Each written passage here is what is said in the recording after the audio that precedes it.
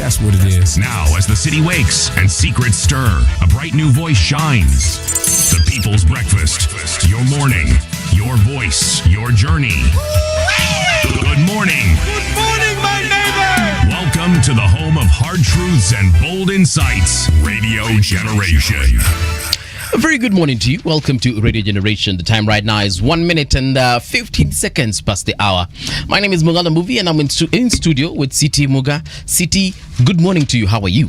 Paul, good morning to you. Mi niko salama sana. We iko salama? Niko salama kabisa. Maridadi. I want to quote one President Barack Obama, former president of the United States of America. Dear. He said that we have to stop acting like getting 90% of votes while opposition is locked up and can't get on TV is democracy. Yeah? Yeah. Enyewe?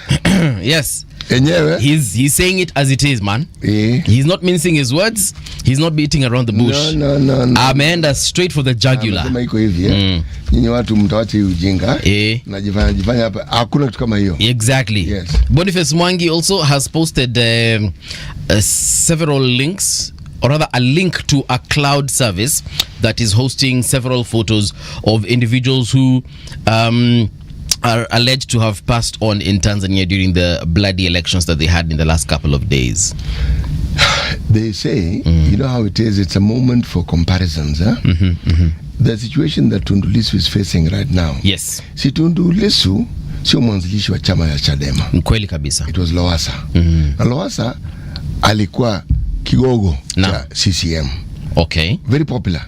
And he gave John Magufuli a run for his money. Yes. In that election. But then there was a gentleman in Zambia. It was called Hakainde Hichilema. Hakainde? Hichilema. Okay. At that time, the president of Zambia was a guy called Edgar Lungu. He had been jailed. Hakainde had been jailed. Alipotoka jela. Kura. Straight president.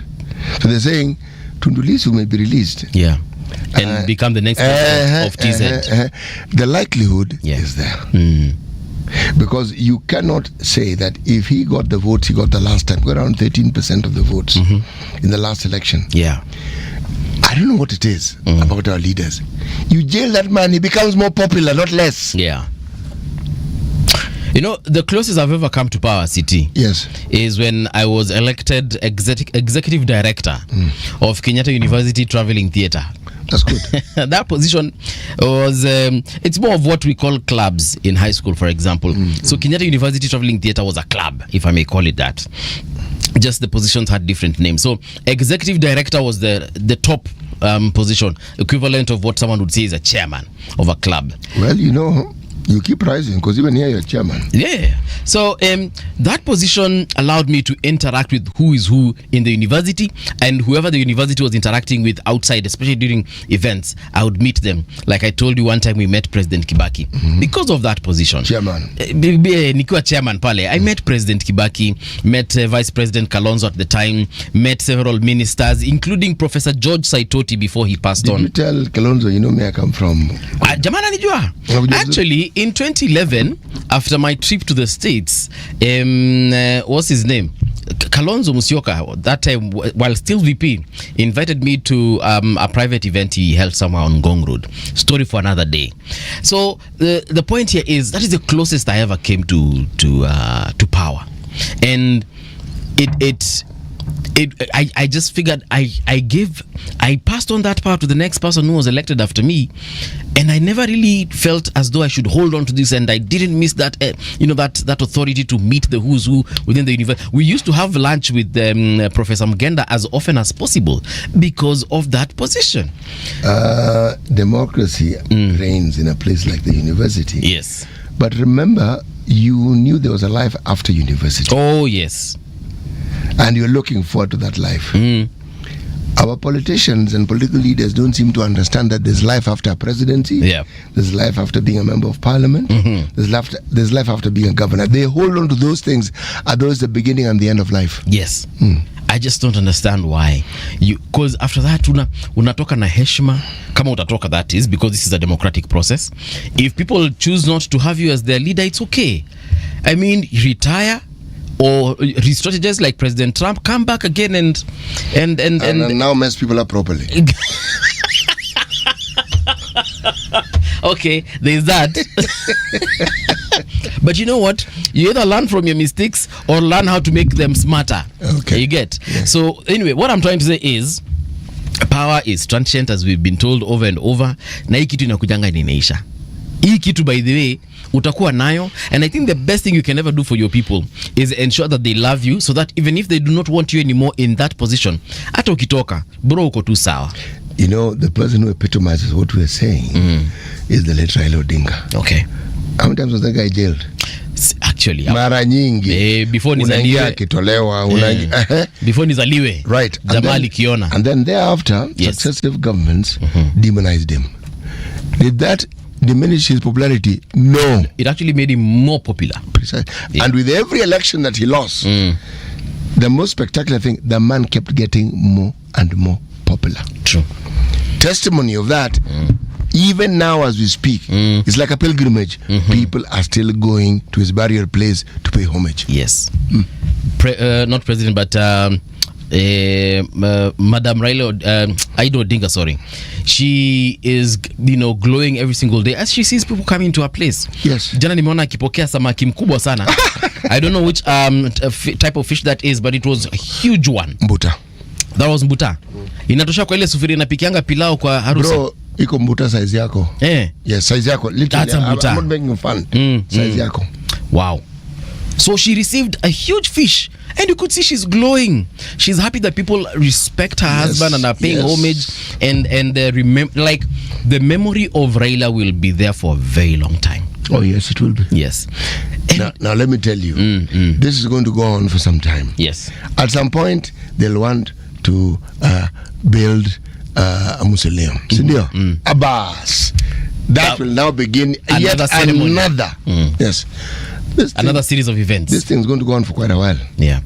And that's how you appreciate great people, great men and women. I imagine if this continues until 2027. That is why there's one paper here, I think it is a Star, asking, will Raila influence 2027 elections from his grave? Oh yes, he will. He definitely will. That's a fact. So let's wait and see how that pans out. Yes. Anyway, today is 4th of November 2025. Let's see what is significant about this day in history.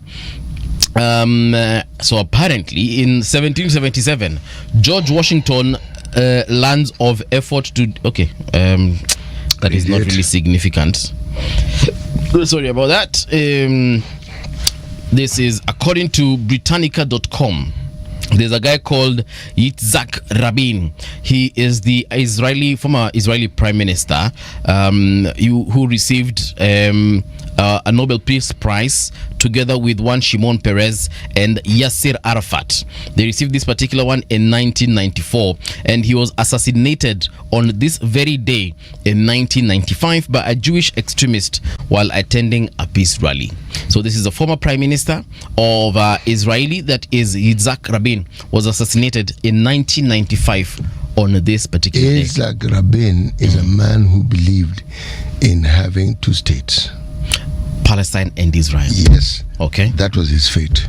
That is why he was killed. Yes, there are those who argue that was the reason why he was shot by an extremist. And what we see now is a president of that country, a prime minister, who's an extremist, and is feeding into the thinking of the extremists. Not everybody who is in Israel or an Israeli supports what's happening in Gaza. Actually, no, they do not. We have seen Israeli nationals all over the world demonstrating and condemning, and actually even within Israel, yes, marching and saying that, if you're doing this on our behalf, my friend, then you're wrong. It's on your own behalf. This is not on ours. So you're saying that Rabin was actually executed, or rather assassinated. The reason why, remember, they had been at war. Yeah. That peace prize was offered because they had arrived at an understanding, and they were working towards the two-state solution. Okay. There are people who said, two-state what? You should never underestimate the long-lasting effects of trauma. These Jews that we speak of in Israel are Europeans. Yeah. Okay? These fellows, by the time they were leaving wherever they were to come to this spot of land, they had been traumatized generationally. Yeah. It appears that unless people get to a point where they sort out that trauma within themselves, they are very likely to traumatize others. Let me ask, what is the worst thing that can happen if they actually have two states? Like, what is the worst thing that can happen? Like, what is the worst? You will just have CT belonging to state A and movie belonging to state B, but we are all one people. We're human beings. We bleed the same. If you worship Allah, you worship Allah. If I worship, I think they worship who? Jehovah. The point is, whoever you worship, you can continue worshiping that person. We think it is simple because in our minds it is, and in reality it is. But there's a history. Let me just explain it again. All right. There is a history that sticks in our mind. And until we start responding to that history, you will not know. If you had asked the Israelis that they could do this, okay? I remember having this discussion with someone and they said, but you seem to be supporting the Palestinians. Don't you see what they did? They attacked and killed people and so forth. I said, just pause, please. Just go back into history. Who offended who? Who is the visitor here? Who came into someone's land here and has been traumatizing the people whose land they got into from 1948? Right. I said, if you want to talk about that attack, go back into history to understand why that attack happened. Okay? Now, when you've understood it, then let's have this conversation. There have been attempts to bring about peace. But there are people, they always die hards, by the way. The Hawks, they are completely and absolutely unwilling to agree and to make sense. Now you wonder, to what end? And that's a question you're asking. Okay, you've refused. To what end? Because right now, the whole world has turned against them, with the exception of America. Right. Even their allies, their friends have said no. So what does that mean for you? Let's see how it unfolds, shall we? I like I said, I don't understand what's the big deal. Create a two-state situation. See, hapa tuko na several states. Kenya, Uganda, Tanzania, and we share tribes, we share cultures, we share so much, we share languages, and we are good to go. What is Mzungus called tribes are actually nations. Exactly. And we live.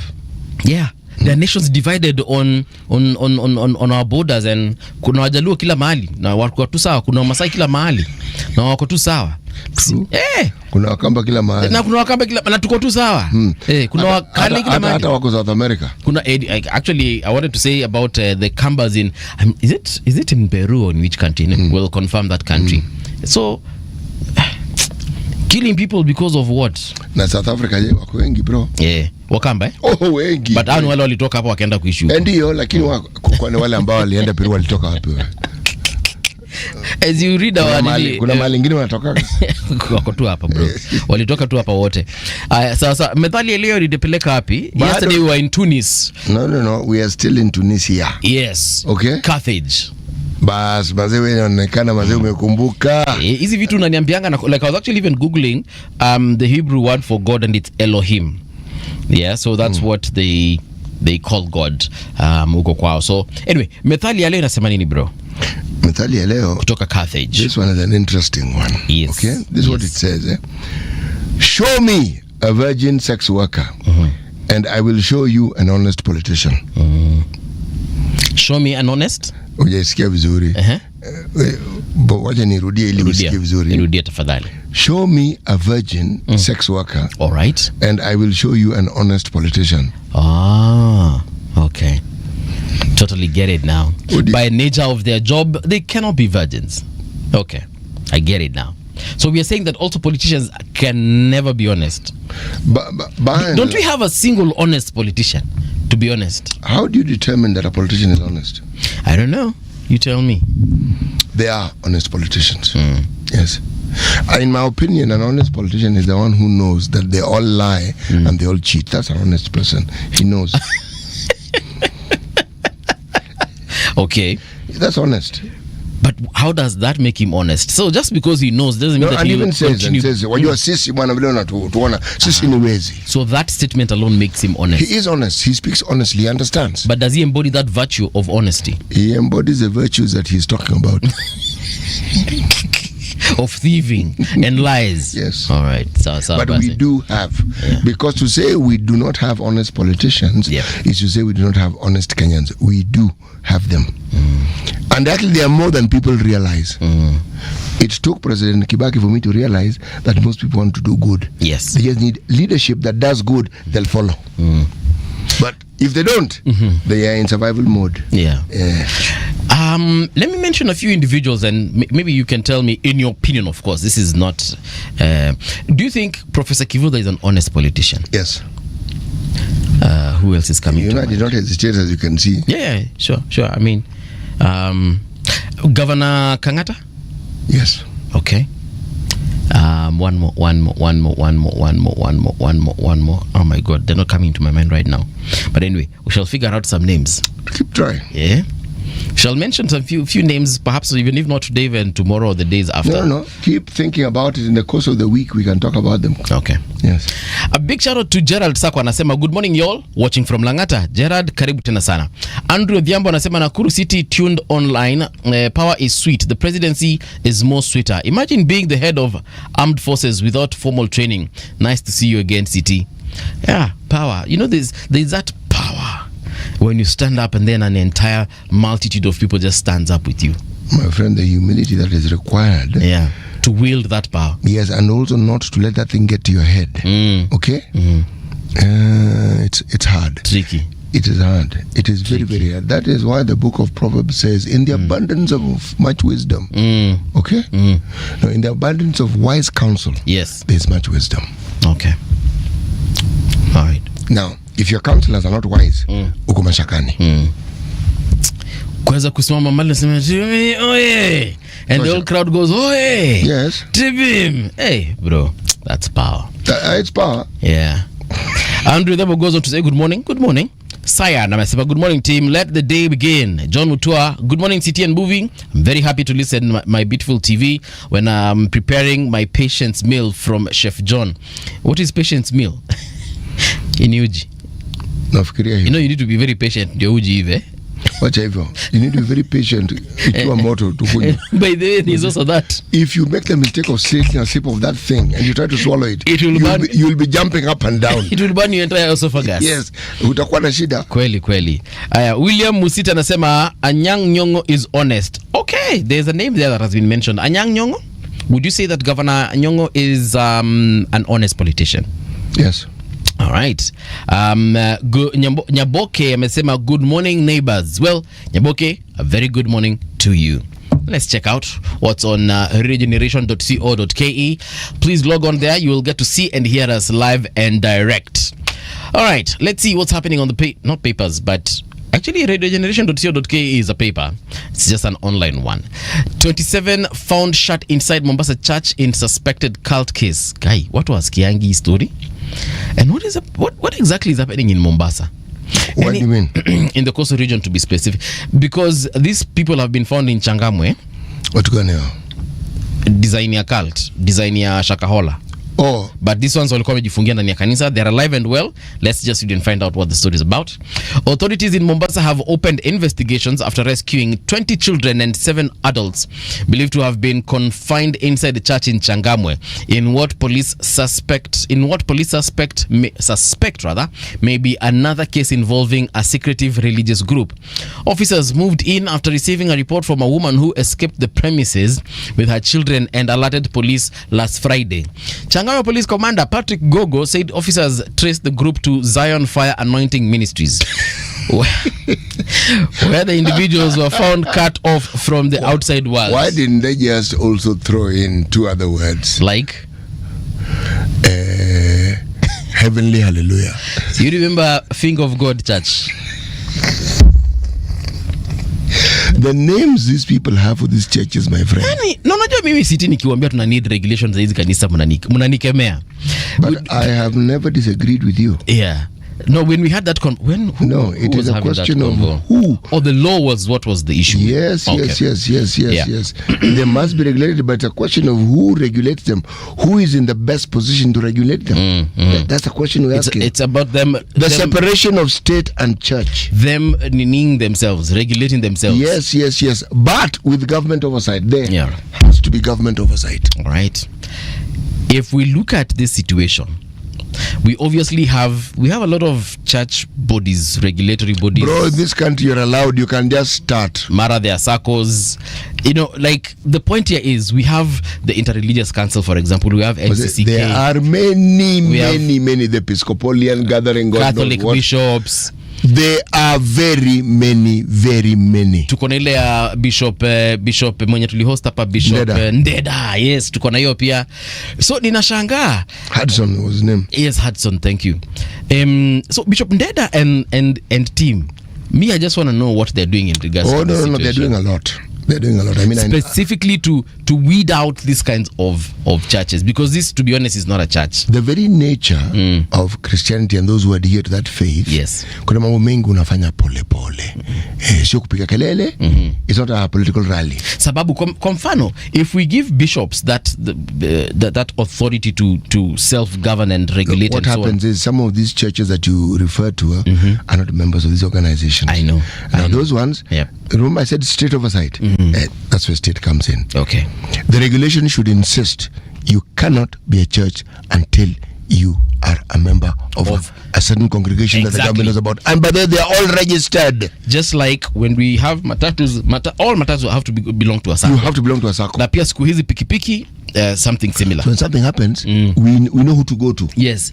And you do not want to taint the name of your circle. No, your circle does not also want you to taint their name. Exactly. So watakunyorosha. Inkumaanisha kama kuna kitu imeenda mrama kidogo, wanafanya nini? Either wanakurudisha ama wanakuexpel kabisa, na wanakuambia sasa wenda kajipange kule nje ama tafuta sako yenye takubali upuzi wako.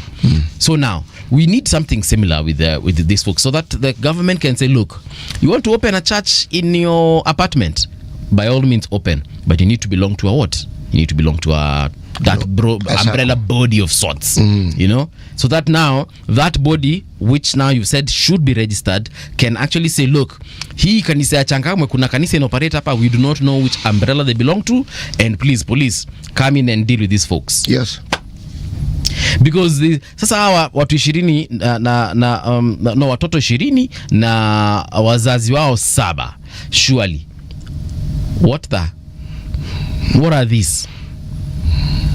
And let's not forget that we live in a country where people still believe in witchcraft. People still believe in basically the occult. So people here are being sacrificed, whether for a purpose or for nothing. That is a question for another day. But the point is, people are losing their lives because there's a rumor about hii maneno ya Shakahola ilikuanga ni souls being harvested for whatever purpose or reason they were being harvested for. We need people to be. We need the government, the country, someone to crack down on these people, because this is absolutely wrong. So Changamwe Police Commander Patrick Gogo said officers traced the group to Zion Fire Anointing Ministries. Alafu pezi majina mnajipatia bana. Where the individuals were found cut off from the outside world. Yeah, so anyway, he explained that the operation was part of a broader security effort that began last Wednesday, targeting suspected illegal religious gatherings in the area. So but there's something else that you must look at, and I say must because it's a must. Okay. There usually is a relationship between the proliferation of religious organizations and poverty. It's called causation is the word. One causes the other. Okay. When people have lost hope in any secular happening or an improvement of their lives, they will seek a divine intervention. Now, most people are not rooted either in the faith that is regarded by that is regulated by the Bible. Right. They have a semblance of it because they grew up understanding there's God and then you find a clever person who just forms his own. Yes. Okay? And mixes up everything into it. And the name also tells you the number of things that they have mixed in. Now that following, that particular following that you see, are of people who are looking for some salvation, not necessarily to go to heaven, but an end to the social and economic problems they have. Yeah. Yes. Okay. It is where it is. All right. There's a story here on gambling. So if you're a gambler, listen very carefully. Gamblers to pay more as compulsory health and pension deductions roll out. Compulsory health and pension deductions roll out. Talk about it a little more. Yeah. So Kenyans who place bets will soon need to set aside part of their money for medical and retirement savings after the government moved to introduce compulsory deductions from each stake. Huh? The new requirement tied to the Gambling Control Act of 2025 will add another layer of costs to betting and is expected to reshape how millions of gamblers interact with betting platforms. The law gives the Gambling Regulatory Authority of Kenya the mandate to create rules that will attach a health insurance or pensions savings portion to every stake. This means that anyone placing a bet will have to contribute to the Social Health Insurance Fund or a social retirement plan on top of existing taxes. Today, every stake attracts a 15% excise tax, while winnings are charged a 20% withholding tax. With the new measure, the total cost of betting will rise even more. Kenya has more than 12 million active gamblers, many of them young adults. The state is looking to bring this large group into the SHIF system and boost contributions to support the new universal health program. Okay. Yeah. From what you've read, it appears they deduct your money from the source. Yes, they do. So how do we know it gets to you? So let's say you stake the deduction we've gotten, they will deduct. How does it end up under your name? So let's say you end up when you stake 100 bob. So they're saying how much will be deducted? They've not said really how much in terms of let's work out with 15%, just so that we understand. Yeah, there's something they said about 15%. Today every stake attracts a 15% excise tax. Okay, so by the time you are staking 100 bob, it's actually going to be 85 because 15 imeenda, and then the 15 inaenda wapi? Inaenda sio ni tax. I've understood. Imeenda kwa KRA. And then the 20%? Then now, while winnings are charged at 20% withholding tax. So that 85, say you win 1,000 bob, 20% is, so that's 200 bob. Inaenda kwa nini? My question is, the deduction I have understood with clarity. Okay. How will that money be apportioned to my account? Oh yeah, so I don't know. Yes, that's the point I'm making. Yeah. I understand the deductions, they're very clear. Yes. And they're very steep, just so that we understand. Right. But they don't want you to bet, basically. No, they do. It's a big... Do you know how big the gambling economy is in this country? It is very huge. No, they know what they're doing. I'm not questioning even the amount. I'm asking a simple question. What is the mechanism for that 20% to get into my account? Honestly, I don't know. Because the government has my ID, the government has my PIN, which is attached to my name. If I'm a member of a SHA, they know. How does that? I have so many questions also in regards to this. So, for example, when you again, let's go back to the 100 bob. So 85 has given you 1,000, then the government takes 200, you get 800 shillings. That's not bad. It's 10 times the amount you get. That is not bad. I have understood. Here's my question. So let's say I'm that gambler, but I'm also employed. That means I'm also paying NHIF, SHIF, and all those other things that I'm paying in the NSSF. So will they add that to my existing employment taxes and contributions? Thank you for compounding the situation, because you've now added to my question. Yes. And it's not any clearer. Right. But you'd already said you don't know. So the two people who don't know are discussing this issue. Right. And what of those gamblers who gamble like once in a blue moon, like leo kuna ile game ya Liverpool, so wacheni ekele, and then the next time I'll gamble they will still get you 6 months from now. No, but I'm asking 6 months from now. So accumulatively, maybe at the end of the day, what I've collected from my contributions through gambling is probably 100 bob. So will that also be put in that amount? What you win 100 bob? Yeah. They're taking 20. No, it's okay. They will take 20. Let them take. My question is my SHIF contribution from that. Itakuwa ni how much? SHIF, they're also talking of pension. They're talking of two things here. Oh, then there's pension. So, what I divide nusu in the pension, how are they going to do this? And I'm already paying pension here. Where? don't conflate issues.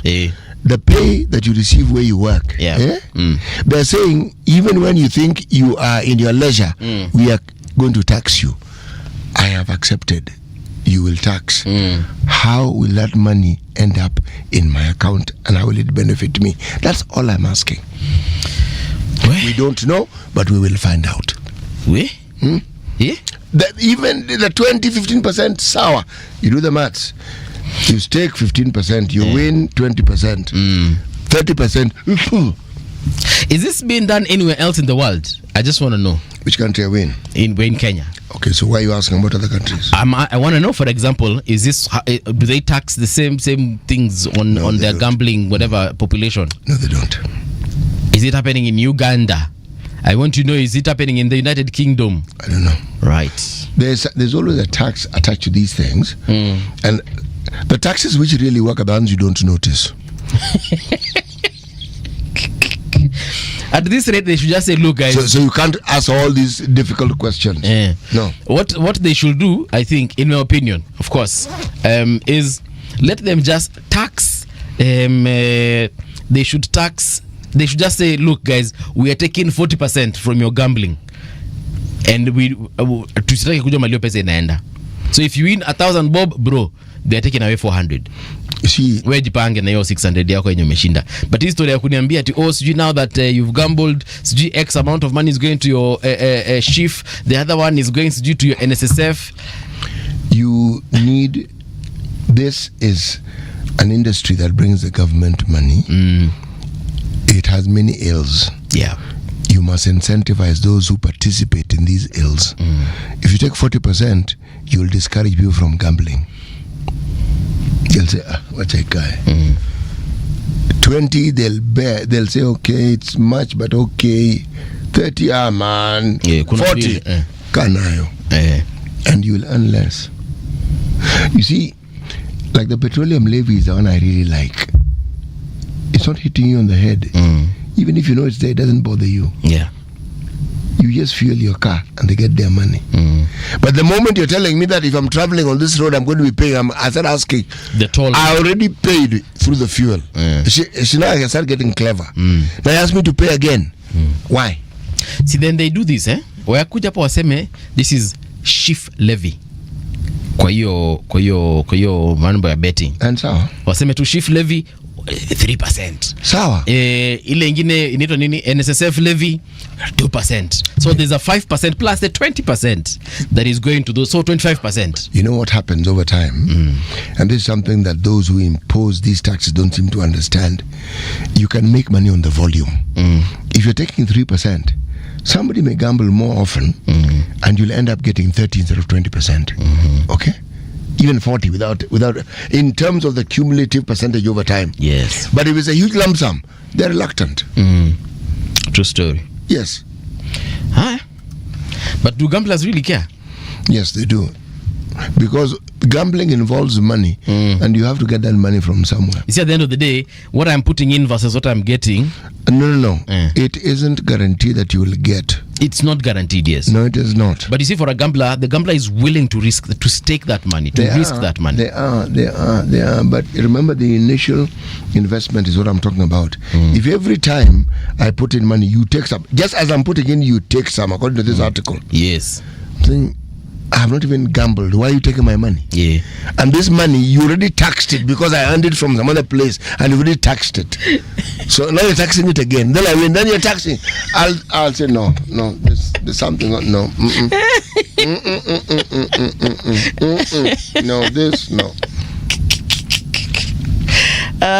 Jesus Christ. When the amounts are huge, you force me to think. All right, so when the amounts are huge, it forces you to think. Anyway, gambling is not good, guys. At the end of the day, it's actually very harmful to your health. Right, so let's check out Ngong Road, looking good at this particular minute, no problems. Haile Selassie as well, hamuna complaints zozote. Let me just refresh this because I noticed I opened it a while early. Good, still nothing to report here. Pale Mombasa Road mnasema kila kitu kiko shwari. Kuna kaishu pale Manyanja Road. Let me just expand this and see. There's it's a red line, so this means that traffic is currently bumper to bumper pale around New Donholm. That car is it a roundabout? How do I call it? That interchange, yeah, kameshikana huko hivyo. Limuru Road also no complaints coming through, but the usual Muthaiga barabara kutoka pale KCA University heading towards town, bumper to bumper right now, and also coming from Kiambu Road kameshikana. Also another situation from hapa ni wapi, Kangundo Road, hapa kuna mahali panaitwa Charina Club and Restaurant, that stretch going back towards Seaboat Inn, also bumper to bumper at this particular minute. And this road looks like it's a one way. Kweni hamuna barabara za kutosha huku bana. Yeah, so bumper to bumper at this particular hour. Polente and the center for that particular delay. Looks like people are going to be there for a while. Last but not least, kuna hii barabara ya Utawala from Shell APTC service heading towards Naiva Supermarket Utawala. It's currently bumper to bumper. But if you see something on the road you think I should know about, I'll let a brother. Traffic on Radio Generation. Front page of the Standard says a bloody crown and some gruesome pictures there of people who lost their lives during the last couple of days in Tanzania. Apart from Zambia's Hakainde Hichilema, whose own rise from a jail cell under Edgar Lungu mirrors Tanzania's Tundu Lissu, most of the leaders who flocked to Dodoma for President Samia Suluhu's swearing in carried the same tarnish. Among them was Kenya's Deputy President Kithure Kindiki, hardened by last year's Gen Z protests that left scores dead. Together, they stood a fraternity of power honed in silencing dissent, shielding their regimes from scrutiny, and securing victory through the shadows of disputed elections. That story is on page 8, 9, and 10 of the Standard. There's a Sudanese-British philanthropist, Mohammed Ibrahim, who said, banning opposition parties and shutting the internet and shooting at demonstrators, most of them young people, an election that excludes the opposition cannot be considered legitimate. That is on the front page of the Standard. Alonso shaping new Real Madrid on Liverpool return. This story is on the back page. Get to read about that. Today, by the UEFA Champions League matches are being played. Liverpool meeting Real Madrid. That is going to be one for the books. Liverpool, is it? Sorry, come again? Your team of choice. Yes. In the Premier League is Liverpool. I am a Liverpool fan, yes. Okay. Yeah, so that one I'm watching it tonight. One of our ex-players, Trent Alexander-Arnold, is actually playing for Real Madrid. So I can't wait to see how they will, reconnect with Mo Salah on our side. Liverpool are the ones who never walk alone. Yes, we're the ones who never walk alone. Okay, so yes. Gunners ni Arsenal. Hao ndio Arsenali. Alafu Real Madrid wanaitwa Los Blancos. Meaning? Hiyo tutaongea baadaye. That's what it means. It's just one of those names that they're given. I also don't know what it means. Course, that's why I'm avoiding. I have figured that out. That's why I'm not pursuing that line of. All right. Then the Star newspaper, Gachagua to back Kalonzo, Natembeya and Matiang'i lineup. So according to the Star, this is according to the Star, Gachagua atabak Mheshimiwa Kalonzo, alafu pia atabak Natembeya na Matiang'i katika hiyo lineup ya upinzani. Prioritize health workers with HIV vaccine according to lobby bodies. And then Lord Waman jailed 26 years for killing lover over HIV medication use. What? Page 11, students take the lead in tackling beach pollution in Malindi. And then pages 4 to 5, silent architect. Will Raila influence 2027 elections from his grave? A very good question. You shall get to answer as far as that is concerned. Over to you, City. What is on your side of the paper? I'm looking at the Daily Nation. Samia sworn into office in private ceremony. But bang in the middle of this particular paper, the death toll rises to 30 as state reveals 14 learners among the victims. What are we talking about? We're talking about the landslides. Yeah, in Margaret. Yes, and the headline is buried alive. For residents of some villages in Hilly Elgeyo Marakwet County, the events of the last 4 days are straight out of a horror movie. One moment they were full of life, sharing evening meals before going to bed. The next, they either lie lifeless or injured under heaps of soil and huge rocks, their homes swallowed to the ground or pounded flat. We've seen this. We saw this. This region has this problem almost every rainy cycle. But we saw something similar happening to in Homabay County. Yes, in Suba sub-county. Yeah. Okay. The headquarter of the Suba is called Sindo. Sindo is next to the lake, but it is surrounded by hills. Okay. My friend, that hill has boulders. Boulders! Take the size of this area that we are in. Right. The size of this and bigger, hurtling down from the hill and coming down. Kupata bro, you become extinct. It flattened houses. It killed people. It was tragic. I remember the MP of the area talking about it at great length and explaining. Now, because I've worked in that area, so I know it. I understand. But they're unfortunate because they're also prone to flash floods.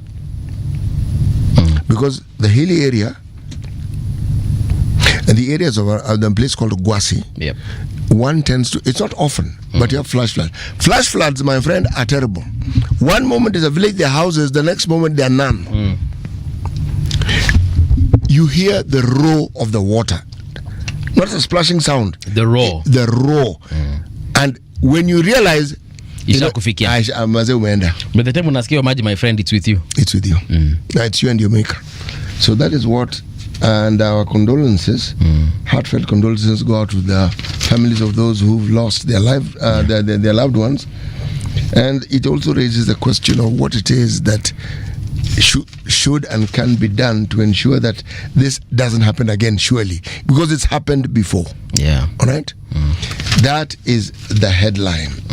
Yes. Okay. Now, let me talk about something else. Please do. I'm going to look at the East African, Samia's options. Tanzania's president may have won the popular vote, but she has now to embark on healing the nation after deadly riots. Deadly as in literally people died. This could mean engaging with her opponents, or she might just dig in and nip the ongoing rebellion in the bud. Right. Sudan terror goes on as the world watches. The fall of El Fashar to RSF lifts the lid on the ongoing horror in Darfur. But this one is bad. This is terrible. Yeah. What RSF is doing in Darfur, it's worse than what they did before. Bro, I'm telling you, the world is twisted right now. Isn't it just? In 2025, you'd expect, because of, globalization and the fact that, information is very much, it's literally on your fingertips. Like you would just find that people are more connected and people love each other even more. No. People appreciate and respect each other more. No, they don't. Yeah.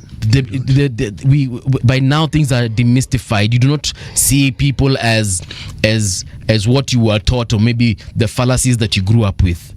Right now you expect people to be more but like Manze, it's like now we even hate each other more.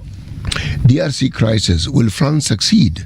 Macron has a balancing act mediating between Kinshasa and Rwanda by providing aid while avoiding old landmines.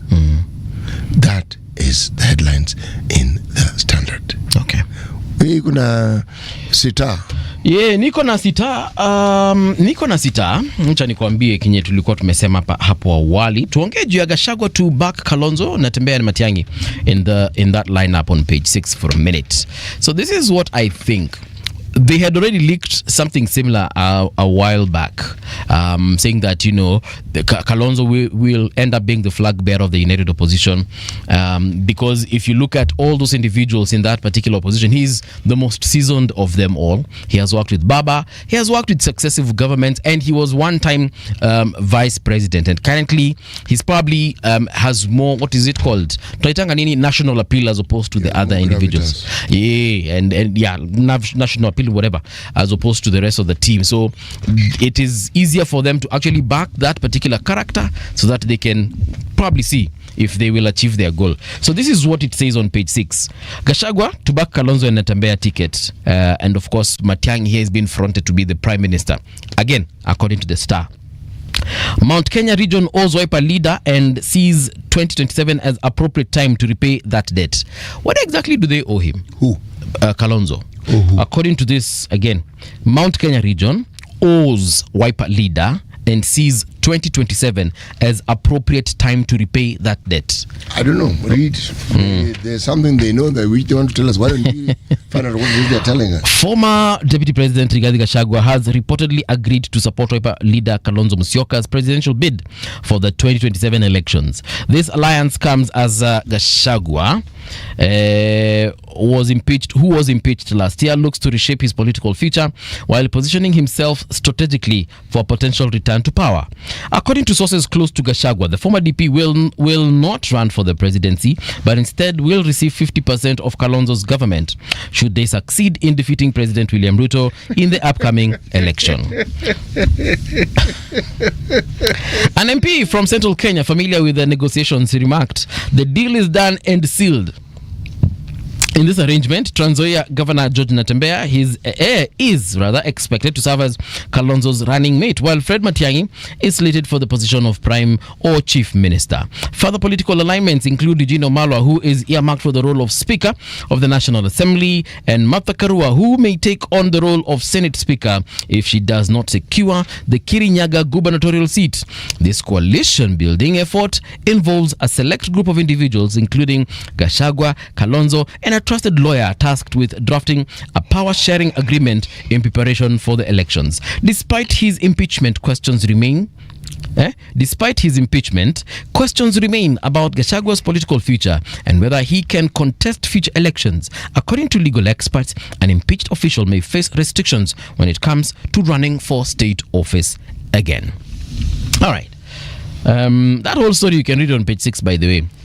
So, now that they have, I've still not seen where they owe Kalonzo, or where Kalonzo did. To be honest, or is it because he supported Kibaki after 2007 when he agreed to be his vice president? The reason why you find me not paying too much attention to these details, it'll emerge in due course. That is the only thing surely Kalonzo owes. No, they owe. If I'm thinking that, from political terms, in political terms, because during the post-election violence of 2008, in the name of peace building, Kalonzo agreed to become vice president, and then of course Raila Odinga agreed to become prime minister. Right? So that now they can. The vice president thing began earlier. Yes, Kalonzo began because I remember there was ODM in the middle of. Kalonzo was part of ODM. Yes, and then Kalonzo went with ODM-K, ODM Kenya. Yes, you remember it very well. Which later became Wiper. Exactly. Yeah. Then qua election lineup, he came number 3 after Kibaki was number 1. Then Raila was number 2. Yes. Then in the melee, when people are not knowing what's happening, because I remember it was. I remember it was a cold morning. Then we just saw Kalonzo on some seat, saying that he has decided to support who? President Kibaki. Apo. Then kidogo Kibaki akasema ni aje? Kalonzo tosha, vice president. Then Raila was like, "Oh, guys, munadu? Okay, me teacher, then wewe prime minister." Then here we were. So anyway, long story short, if you're talking about someone owing whoever whatever, maybe they are saying because Kalonzo supported Kibaki. What is it that constitutes a political debt? You tell me. I don't know, because I don't understand it. You see, we have made this debt part of a conversation. And when you make it part of a conversation, then you have to explain why it is so, why it is framed, why the question or the statement is being framed, the manner it's being framed. Okay? There was the question of the debt, even where President Ruto and Uhuru are concerned. What exactly was the debt? Yeah. What exactly was being paid?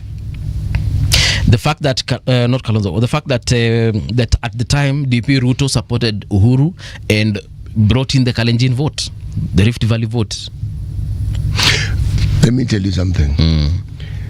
If there are debts to be paid, we are going to have to go the route of compensation in terms of our discussion.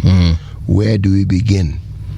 And what sort of structure do we then bring into place that everybody who has suffered unduly as a result of state brutality or state action can now be compensated, and then it can be known that this is how the compensation will be arrived at, and this is how much you can get paid. So if you talk about support, it's a narrative that is being pushed. It's always a narrative that is being pushed because you want to justify a position that you want to take. So you bring in something that can justify it, and you package it. So what you are saying is that there might be no debt. We are just using this debt as a reason to be. I want to understand the yardstick so that we can now look down his memory lane and say, okay, what else have we seen happening in the political sphere where someone has supported another politician? Is it a debt? For instance, we have now Speaker Wetangula. Yes. He supported President Ruto. Yes. In his campaign. Yes. And he was rewarded, from what we understand, with that position of Speaker. Yes. We also have PCS Mudavadi. Yes. Supported President Ruto and was awarded as a PCS, and many other people. So now, going back to this situation. So those are individuals who supported and they were rewarded for the support. Is that not so? Yes. So there is no debt there. So, because if we go with that, then we can also say then Kalonzo was already rewarded with the vice presidency position by the Kikuyu kingpin at that time, who was President Kibaki. Precisely the point. And also, if you look at the formation of UD and the Kenya Kwanza team, a lot of appointments, there are those who want to further this narrative of debts, said positions were being given to repay the debt of the support they were given. Yes. Okay? So I'm asking, this yardstick, it's what exactly? Because because if I'm to examine what I have seen, then many of these debts are paid at a certain point in time. In fact, there's an immediacy to the way these debts are paid. So this prolonged debt that is carried forward is which one? Okay, let's go back to the whole Uhuru Kenyatta and William Ruto situation, whereby Ruto supported Uhuru till the very end. Kweli. So they were expecting in 2022 for President Uhuru to return the favor, and that is why I think one of the political analysts here said that the community felt betrayed, or rather the community felt as though President Uhuru betrayed Deputy President Ruto by supporting Prime Minister Raila at the time, former Prime Minister. Supporting? How? When Uhuru supported Raila for presidency, they were like, but bro, here's President Ruto who supported you this entire time, or rather DP Ruto at the time who supported you for this entire time, then in the last minute unamtoka tu hivyo bro. Let's have an honest conversation about it, shall we? The two, you say William Ruto supported Uhuru Kenyatta for the presidency. Why then is the deputy president job not a reward? So what they expected is that come the next election he would support. So this, all right, and I'm asking the question. So the job is not the reward, if we are to understand this, this mathematics. That's what I was asking for. A yardstick, because so tukitumia hiyo formula, just because you've been awarded or rewarded or you have been appointed as DP or running mate, it didn't end there. That was a genuine nusumkate. If you look at the appointments, who had his people, William Ruto had his people.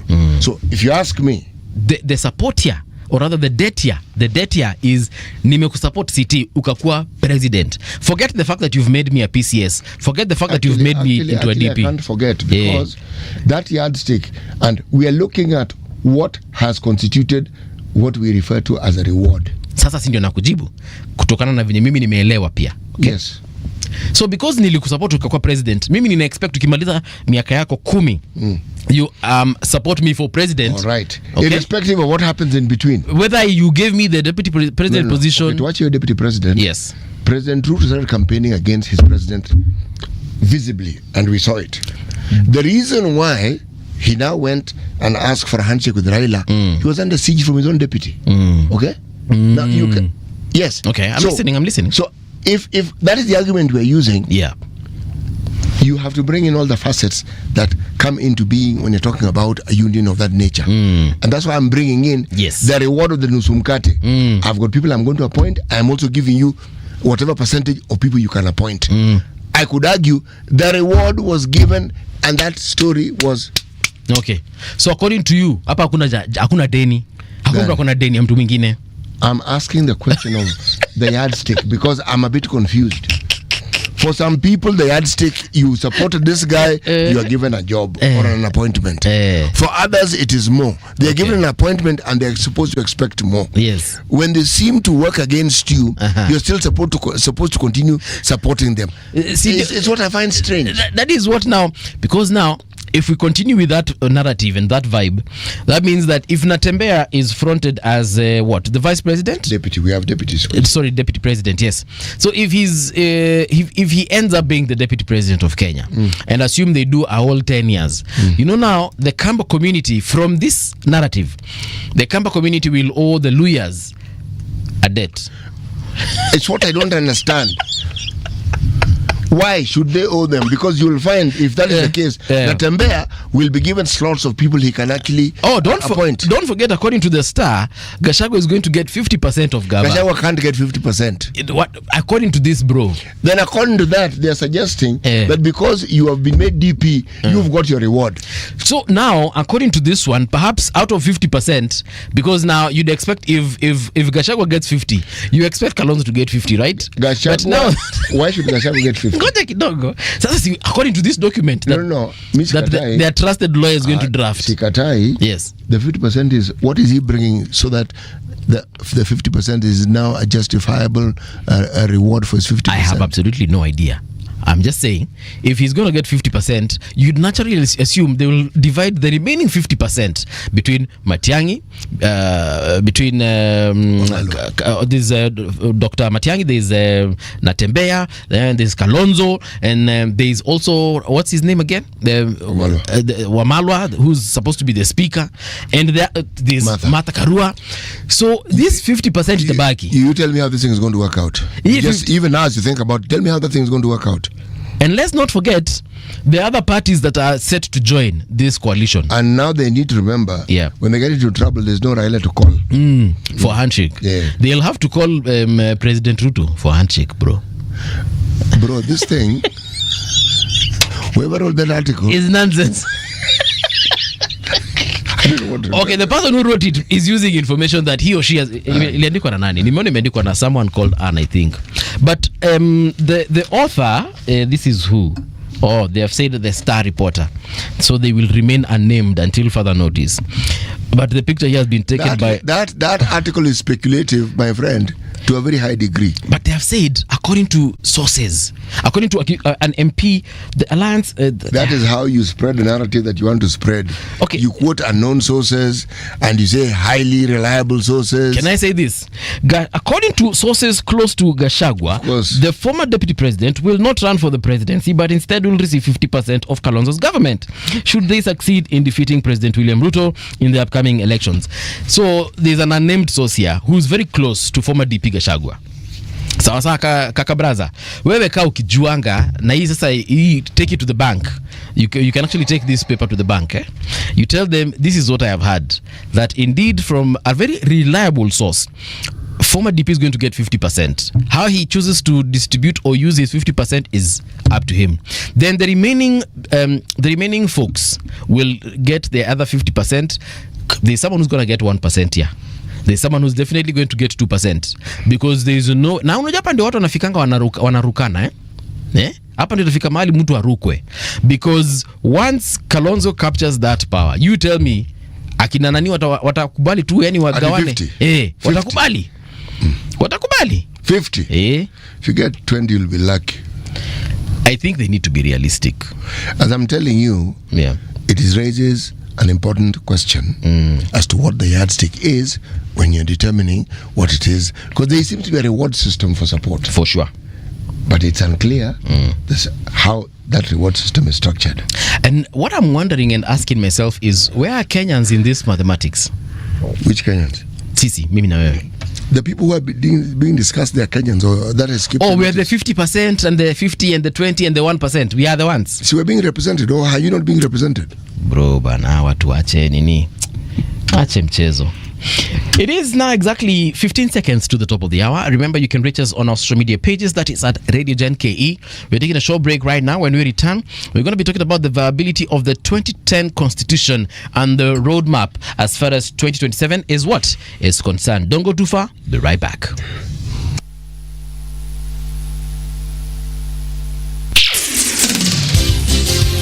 It's 7 o'clock.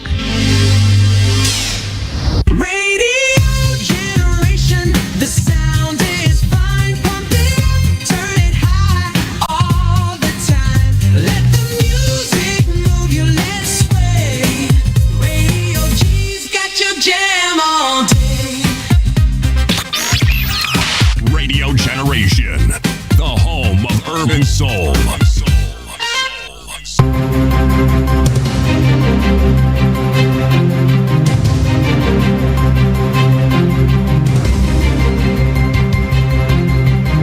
This is the Radio Generation News. Good morning, I'm Winnie Maganga. The death toll from the devastating landslide in Elgeyo Marakwet County has risen to 32 as search and recovery efforts intensify, according to Interior Ministry. A special military police unit supported by 3 trained sniffer dogs have been deployed to bolster ongoing operations in the affected areas. 14 survivors who have been hospitalized have been discharged and are now receiving post-recovery and psychosocial support at Iten County Referral Hospital and Tambach Sub-County Hospital. Education PS Julius Bitok says 14 learners are among those killed. Records here show that we lost 14 students in the schools around this. It is really unfortunate, and I want to take this opportunity to empathize with the families. Authorities in Mombasa have opened investigations after rescuing 20 children and 7 adults believed to have been confined inside a church in Changamwe in what police suspect may be another case involving a secretive religious group. Officers moved in after receiving a report from a woman who escaped the premises with her children and alerted police last Friday. Changamwe Police Commander Patrick Gogo said officers traced the group to Zion Fire Anointing Ministries, where the individuals were found cut off from the outside world. Pata hao watoto wadogo pamoja na wamama wote wamelala sakafuni wakiwa wamejifunika mashuka. Na kama unavyoelewa, area ya pwani ni area ambayo iko na mbu wengi sana. So watoto wadogo wakiwa wamelazwa sakafuni bila vyandarua vya neti vya mbu ni kuwa hatarisha maisha yao. So kwa wale ambao wako kwa umri za kufanya mitihani zinaendelea. Na ukiangalia wale watoto ni kati ya miaka 2 hadi miaka 14, 15. Kuna uwezekano kuna wengine wako pale. Kenya's opposition leader have announced that plans to front a single presidential candidate to face President William Ruto in the 2027 general election are at advanced stage. In a joint statement read by former Deputy President Rigathi Gachagua, the process of consolidating political forces into one formidable front was on course. He described the forthcoming by-elections as a dress rehearsal for the broader strategy to unite behind one flag bearer. That the formula of getting a single presidential candidate to face William Ruto is on course. And for those who have been in doubt, what is happening in these by-elections is a dress rehearsal of the formula and the mechanism to get a single presidential candidate to face William Ruto. And we want to assure the people of Kenya, come rain or shine, we are determined, as we have been told by the people of Kenya, that they want one single presidential candidate to face William Ruto. Tanzanian President Samia Suluhu Hassan has said that recent unrest and violent incidents in parts of the country were fueled by individuals from outside Tanzania. In an address to the nation, President Suluhu expressed sorrow over the loss of lives, destruction of property, and disruption of peace witnessed in several cities and towns. Speaking during her inauguration on Monday, the events as uncharacteristics of Tanzanians emphasized that the violence did not reflect the country's values of peace, unity, and solidarity. Wote tunaitakia mema nchi hii, tumesikitishwa na kuhuzunishwa na matukio ya uvunjifu wa amani, upotevu wa maisha na uharibifu wa mali za umma na mali za watu binafsi kwenye baadhi ya maeneo hapa nchini. hasa kwenye majiji na miji. Kilichotokea hakiendani na taswira na sifa za Kitanzania na sio Utanzania. Haikutushangaza kuona kuwa baadhi ya vijana waliokamatwa kutokana na kadhia hiyo wametoka nje ya Tanzania. And that's the truth on Radio Generation. Good morning, I'm Winnie Maganga. The views and opinions expressed on this program are those of the guests and do not necessarily reflect the views of Radio Generation. Radio Generation assumes no responsibility or liability for the interviewee's views. This is Radio Generation. In the beginning, there was morning radio. But now there is Radio Generation's The People's Breakfast, curious and bold, getting facts from the shadows. That's what it is. Now, as the city wakes and secrets stir, a bright new voice shines. The People's Breakfast, your morning, your voice, your journey. Good morning. Good morning, my neighbor. Welcome to the home of hard truths and bold insights, Radio Generation.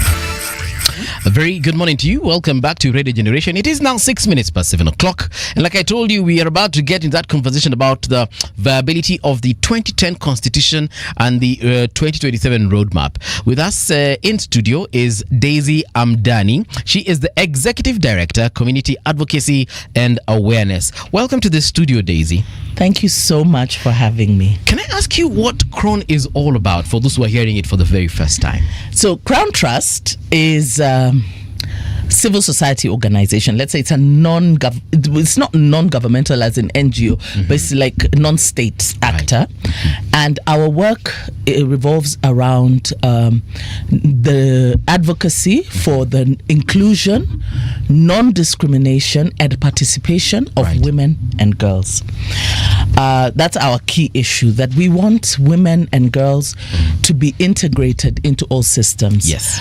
Our work then revolves around certain pillars, mainly leadership and governance, transformative leadership and governance, where we build the capacity of women to be transformative leaders. So we train them, we raise awareness, we let them know what their rights are, how to claim them. Then we have networking and alliance building.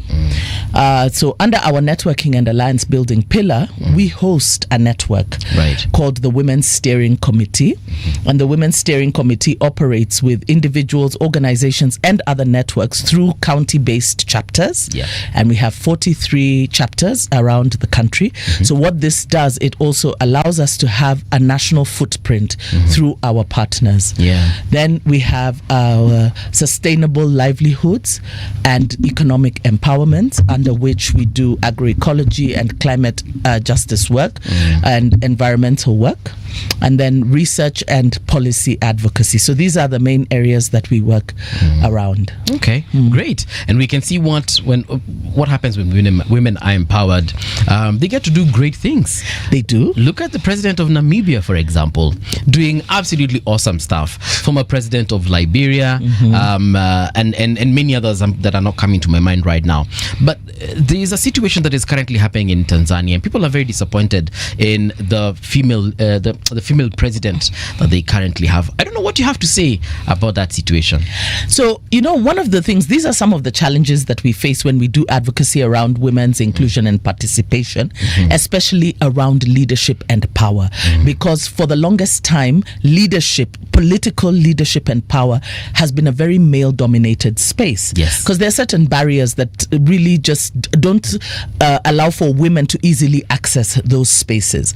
However, and I say this now as a student of leadership and governance, academically, studies have shown that when women access those leadership spaces, the difference between them and men, now these are personal choices. They're based on personal choices. Right. As in, there is an idea that women will lead better or that they will govern better, because we know that women are generally suited to more nurturing, a more gentle, more kind way of doing things, that motherly thing, and that it will translate in the same in leadership. Right. But the truth of the matter is that we have bad mothers, bad wives, Bad sisters. These are personal choices. Just the same way that you can have good male leaders, you can also have bad female leaders, and we see that also here locally.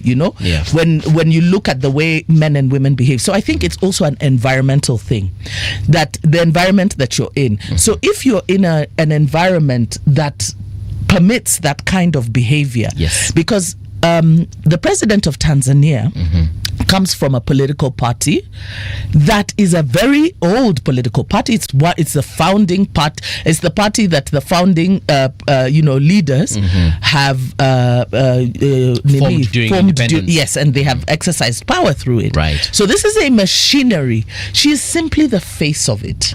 Okay, she is the face of this machinery, because when you look, there's other people. So if it were personal choices, then I imagine that her party would seek to rein her in. But when you have a political party being announced that it has won 270 over 270 272 parliament, then you know that she's just the expression of the machinery. Okay, and she has agreed that she's willing to be in power under those terms and conditions. So she has agreed to be that kind of a leader, because ultimately it boils down to personal choices, the choices that we make. We have very many good male leaders who have made different choices, and we have just as many bad male leaders. Only problem is the way society perceives and judges. There are things that really look bad on women. True. So when one woman does that kind of thing, it becomes an infraction of all women. So it becomes, look at how women leaders So it's a blanket judgment. I mean, come on. We in the East African region, we have examples we can cite that are just as ridiculous as what Samia has done. So it's not a female thing. Right. It is a leadership thing. It's a leadership choice. This woman has chosen to manifest and use power in that way and to agree to be the face of it. So it's not about being women. Of course, unfortunately, because we have so few women leaders, then it becomes the stick with which to beat women. And I keep saying that women must not allow themselves to be painted into that corner where we bear the brunt of one woman's misdeed. That one woman's misdeed becomes every woman's misdeed. We have you have cited for us some very good examples of female leadership, and there are others. Then now we now are having those ones who are charting the path of wickedness. I think there should be like a league of female presidents and prime ministers, so that when one of them is messing up, they can be like, hey, nani bana Daisy unatuchomea bana. That's true. I keep saying that. You see, that's an accountability issue, because we push so hard for these spaces to be opened up to women. So how you operate in that space really determines how other women will access the space. Like, for instance, people can swear that if you have a bad female boss here, maybe a decision will be made, we will never have women in positions of leadership. Although I think, you see, for us, our push for inclusion, the inclusion of women, is about fairness and justice. Okay, men and women are 50-50, almost equal. Our leadership must manifest who we are, and it should represent who we are. We need to demand good leadership across the board, whether male or female. We must not be afraid to call out, even though there are few women in leadership, we must not be afraid to call them out, because of course they are spoiling for others, but because we just don't subscribe to bad leadership. We should call out both bad male leadership in as much as we're calling out. But Daisy, why is it then, if a label is stuck on a female leader, it is then said again, consequently, that she's spoiling for others. And when men behave as badly as they do, how come they're not spoiling for others? Yeah, that's the question that we always ask. But the thing is, that's how the playing field is. That's the rule of the game. It's as though it is implied that when women rise to positions of leadership in a political sphere, they're being given, it's like a gift. It is not a gift. No, it's not. It isn't a gift, because if women are a very key component in the voting process that brings these leaders to where they are, they have an equal stake. Sure. Yes, but this yardstick is skewed. It is, but it's a socialization problem. It's how we're raised, which is why we have to unlearn, we have to relearn. We need to be re-socialized to certain things. That's why our constitution is wonderful.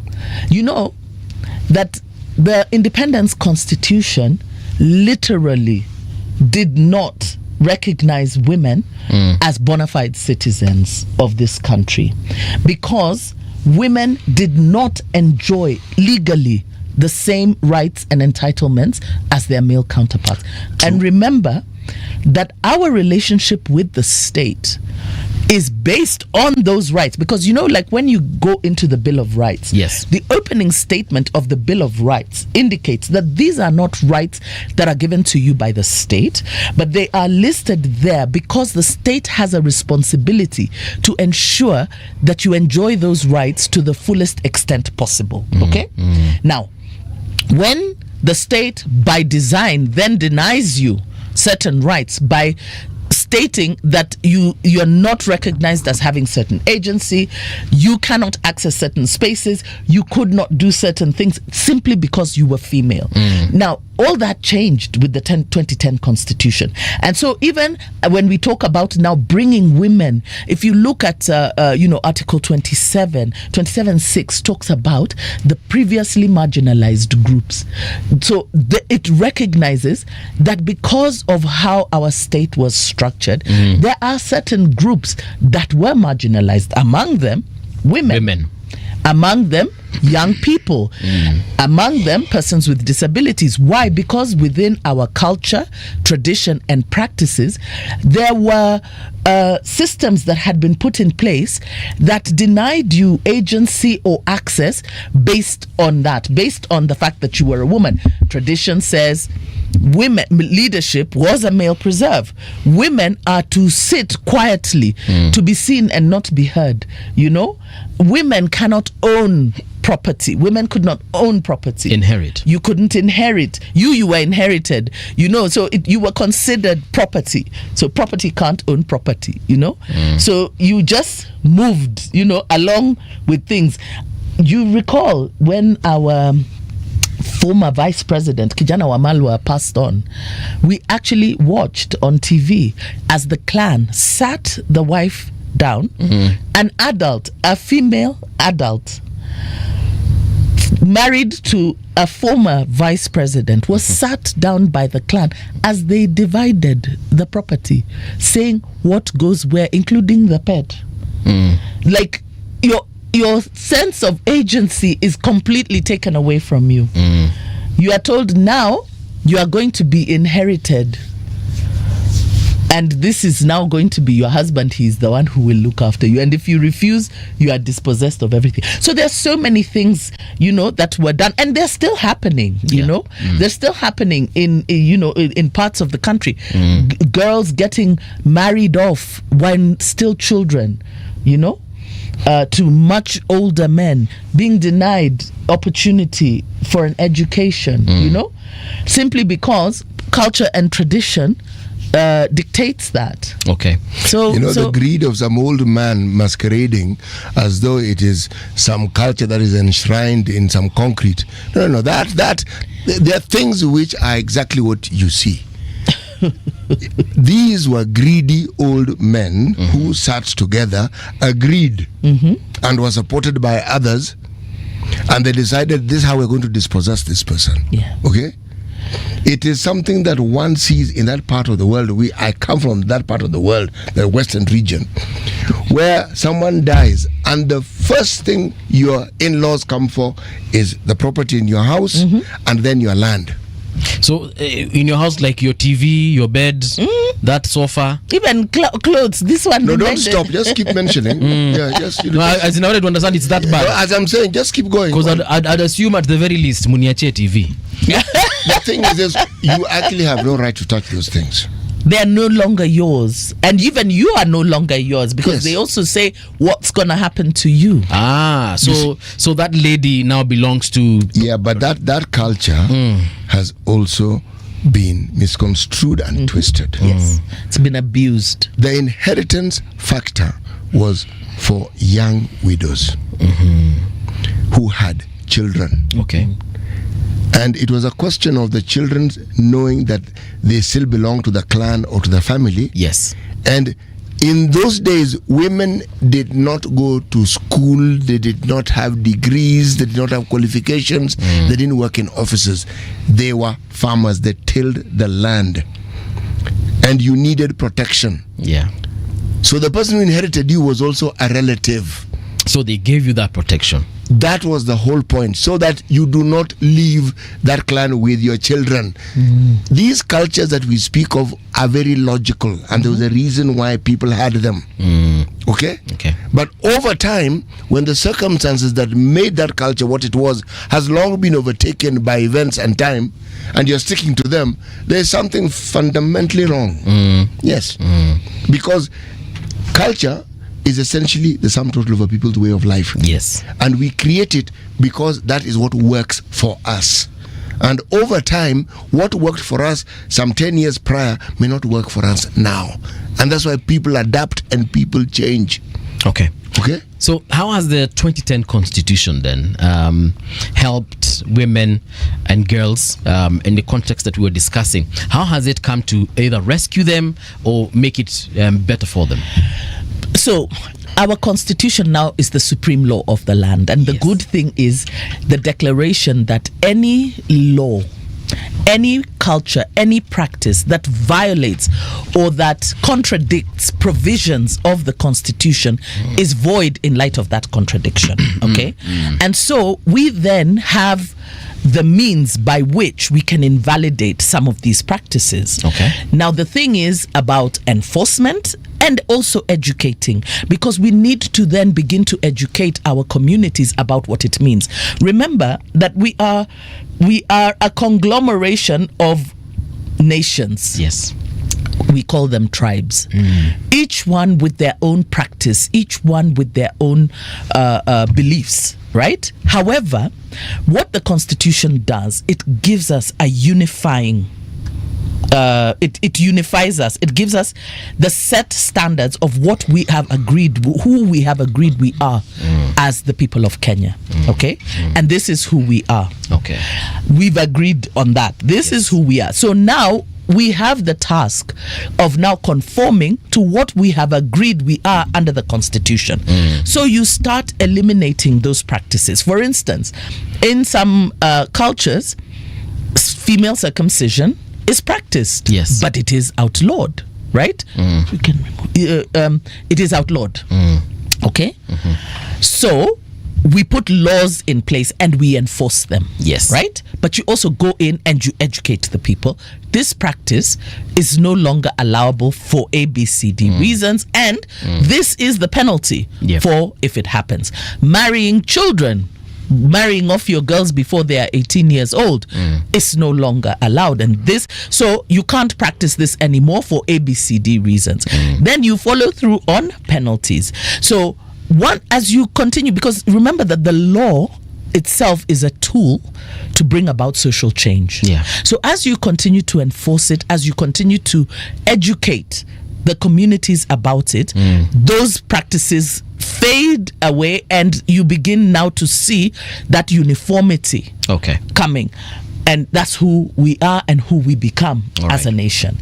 Okay, so how has it rescued us? One, it declares that men and women are equal and are entitled to all social, cultural, political, economic rights. All. You cannot discriminate on any ground. You cannot discriminate on the grounds of sex, tradition, practice, expression. You can't discriminate on those grounds. Yeah. So it has rescued women in so many ways. You're able to access education, for instance. Like you can go to school. You can escape being circumcised, right? Married off to CT, yeah. At a young age, at 9 years. Clearly, I am the yardstick for. Yeah. Unfortunately, we have to refer to you. Cannot for dirty old men who marry children. Go on.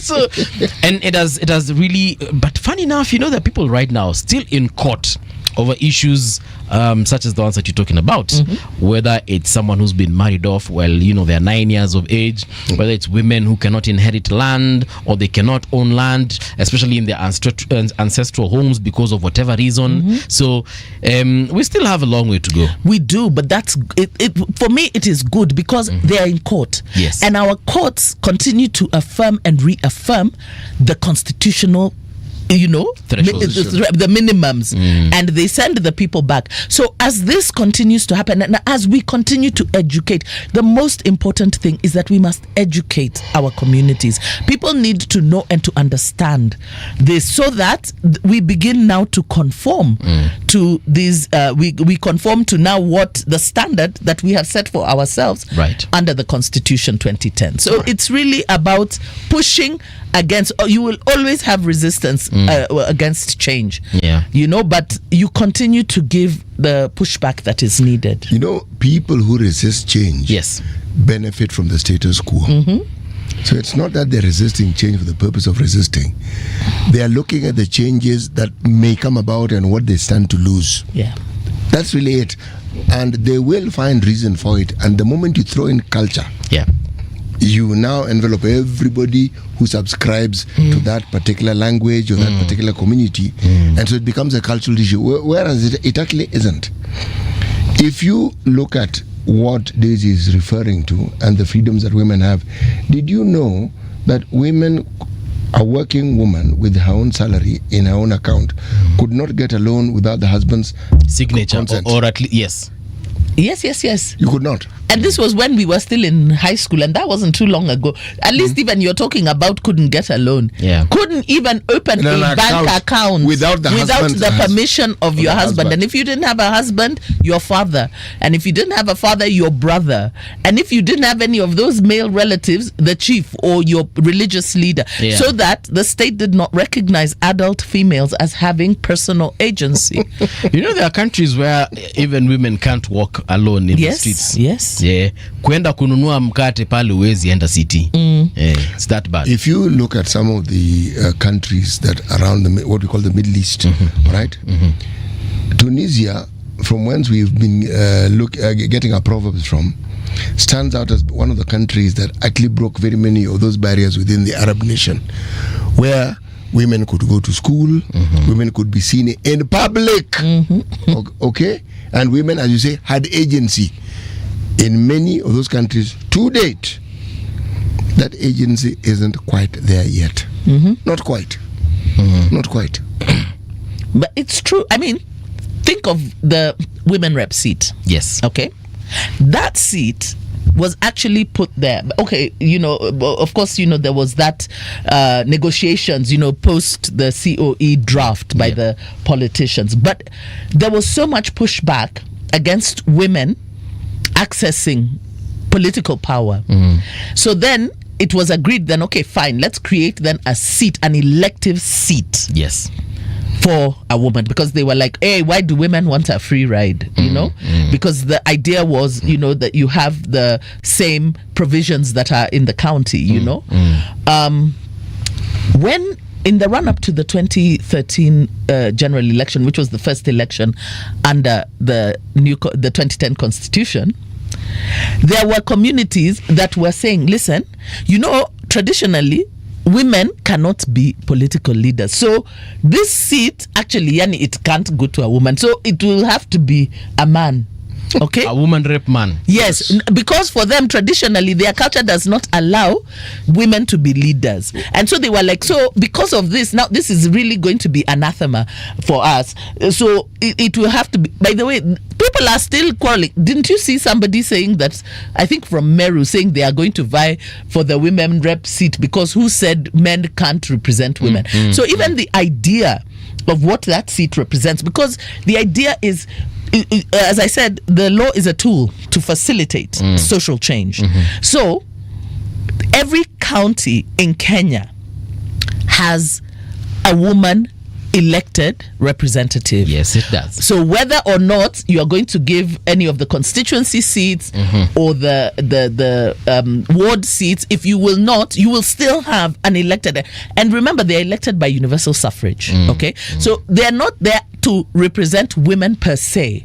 They are there to ensure that women are able to access the leadership and decision-making table and bring their ideas onto that table from that region. I was speaking to Senator Oroba, and one thing she mentioned was that position, women should actually use it to propel themselves politically. And she was saying, for example, if you happen to be elected or even nominated to Parliament or to the Senate as a woman, you need to demonstrate that indeed you have the leadership qualities, and you shouldn't, stay in that position of woman rep, for example, for a very long time. 2 terms is a good time, so that now you can vie for something like a governor or an MP or whichever other seat that you want, a senator. And she gave a very good example of Governor Wanga. She was once a woman rep. She demonstrated that she could lead, and then she won the favor of the people, and that is why she was elected to be governor. But I feel like some of these female leaders that are either elected or nominated to Parliament and Senate do not actually demonstrate leadership, and they end up again doing what we said in the previous paragraphs, that sometimes they just tarnish that position. I don't know. What are your thoughts? So I do agree that so remember that these are affirmative action seats. Yes. Okay. And the reason they are affirmative action is really to, first of all, affirm you, but also to give you the opportunity to build your political capital, right? So that then you are able to navigate that leadership space. And there are several women who accessed the leadership space through those affirmative action seats and have gone on to be elected leaders. Millie Odhiambo started off as a nominated member of Parliament.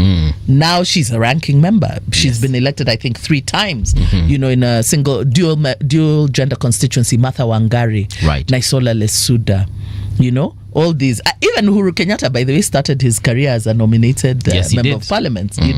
Went on to become. I thought you were going to say as a nominated women's rep. That position did not exist that time. No, it didn't. But he came in as a nominated member of Parliament and built his political capital and became president. So it is. I do agree with that. I agree that it should be a space where women actually use to build their political capital. But the problem also lies in how that leadership pipeline is fed and by who.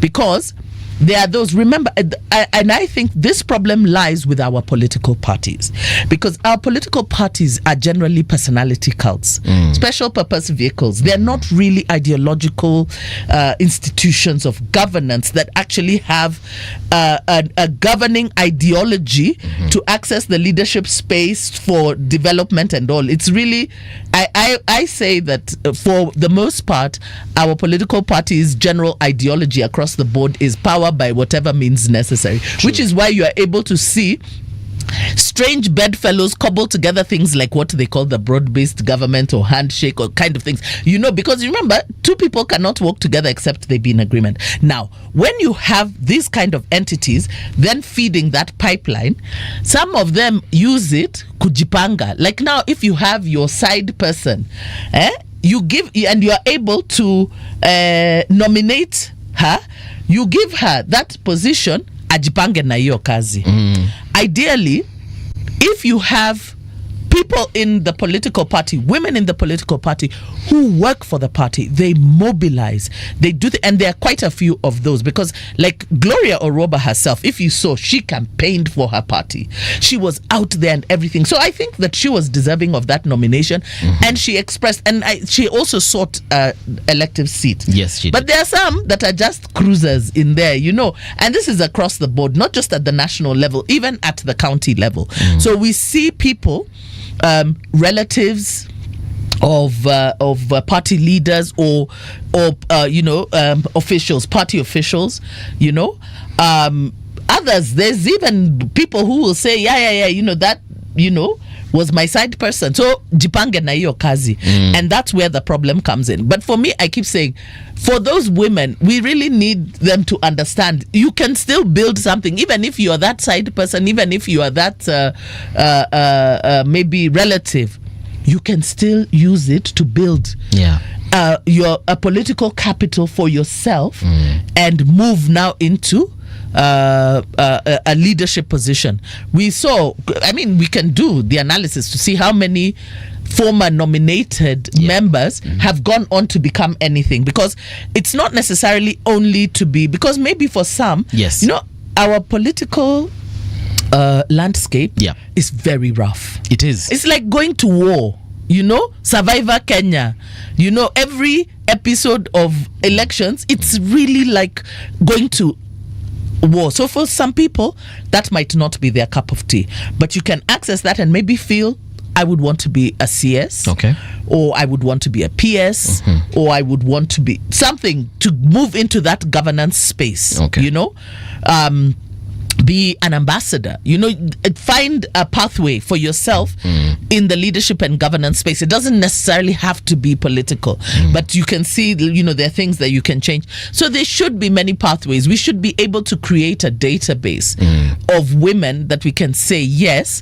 that we can have a pool of women who understand leadership, who understand politics, but that's not what is happening, because how you access that space, for some people, it is through resources, some people it's through relationships, kujuana, you know, so that's what we need to clean up, you know, so that we make it a more fair. And how do we clean that up? So, well, for me, you know, I've been an advocate for changing the electoral system, you know. We completely changed the electoral system, because we changed our governance system, but we left our electoral system intact. Now, our electoral system is not a system that facilitates inclusion. It's about the strongest will survive. Mwenye nguvu nipishe. Isn't that how elections are held all over the world? No, we have many different forms. Proportional representation is one of them, like what we have in South Africa, which you have, it is parties. Parties contest the elections, right? And you have party lists. So those party lists are drawn up pre-election, assuming that you will win all the seats in the house. So they are in order of priority. And there you set rules that the lists must alternate between male and female. They should have regional diversity. We also need to see a diversity of age. We need to ensure that the disability is represented. So what happens is then the party campaigns. And the party that wins the highest percentage of the votes gets the highest number of seats in the House in order of priority. So these lists are drawn up pre-election, and they are closed lists. And they are put there with the electoral management body.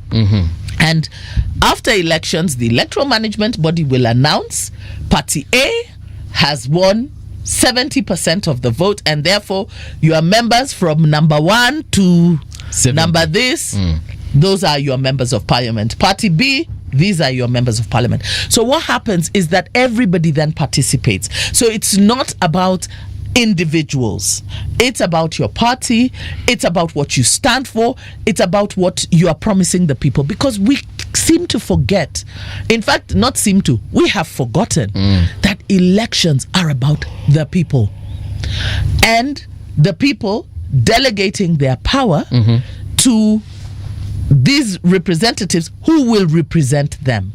We have flipped it so that elections now have become about politicians. It's not even about parties anymore. It's literally about politicians and personalities. Okay. How they are going to share the cake. You know, if we come together, me, I will get this percent, you will get that percent, you know, that kind of thing. So it's no longer about the people. They're not even talking about serving the people. Yeah. They're talking about what's coming to me. Daisy, at what point, when was our politics ever about the people? So that's one of the things that the 2010 Constitution sought to change, to make governance about the people. So the opening statement of our Constitution centers the citizens as the sovereign. Remember, the sovereign power belongs to the people, and the people will exercise this power through either directly or through these delegated offices. Okay, so for me, I think that people don't understand how transformative and revolutionary the 2010 Constitution is. That is why it is under total assault by those that have enjoyed the status quo of previous years. Because to be sure, the system that governed Kenya from independence has not changed. Okay, Kenyans gave themselves a new wineskin in the name of the 2010 Constitution and proceeded to pour old wine into it. When you talk of changing the political system, what did you have in mind? Proportional representation. For instance, you tell me why, when we have devolved power to the counties, why do we need such huge national level representation when the power has been taken to the people? Devolution is transformative. It has taken government to the people, and government is about power, it's about resources, it's about the power to decide your own development. You know, remember, and CT, you and I don't know about I don't know. Brother Paul here. Brother Paul, whether you knew Kenya in those days, but there was a time in Kenya when you were a member of parliament from a region that was known not to support the president and the government at that time, you were literally denied development. So your member of parliament would be in parliament. Those days, members of parliament were also members of the executive. Yes. And they would be pleading and saying, our roads are dilapidated. We cannot get produce, from the shamba even to the market. Our healthcare is, and the refrain from government would be when funds become available. And so, resources development, the resourcing of development was actually withheld based on how whether or not you supported the government. Now, right. I see this mentality being uttered by our politicians, where they say, that we must be in government to get development. That is not true. The Constitution requires that a minimum of 15% of the revenue be sent to counties. Yes. Minimum. Okay? This is a requirement. So, the money that goes to counties is not a benevolence of the president or the national government or the treasury. It is a requirement of law. That's why we have the Revenue Allocation Commission that has a formula of how revenue is dispersed. But we have characters and politicians that actually withhold and play games with this, okay? So that resources are withheld, and it looks like a kindness of the president. People, the president came and gave us development. No. The Constitution has given you resources and has given you a person in the name of the governor. Yes. And a county assembly, which is a legislative house. Your governor is supposed to govern with a CEC, which is a cabinet. And you are able to determine your own development priorities. There are joint.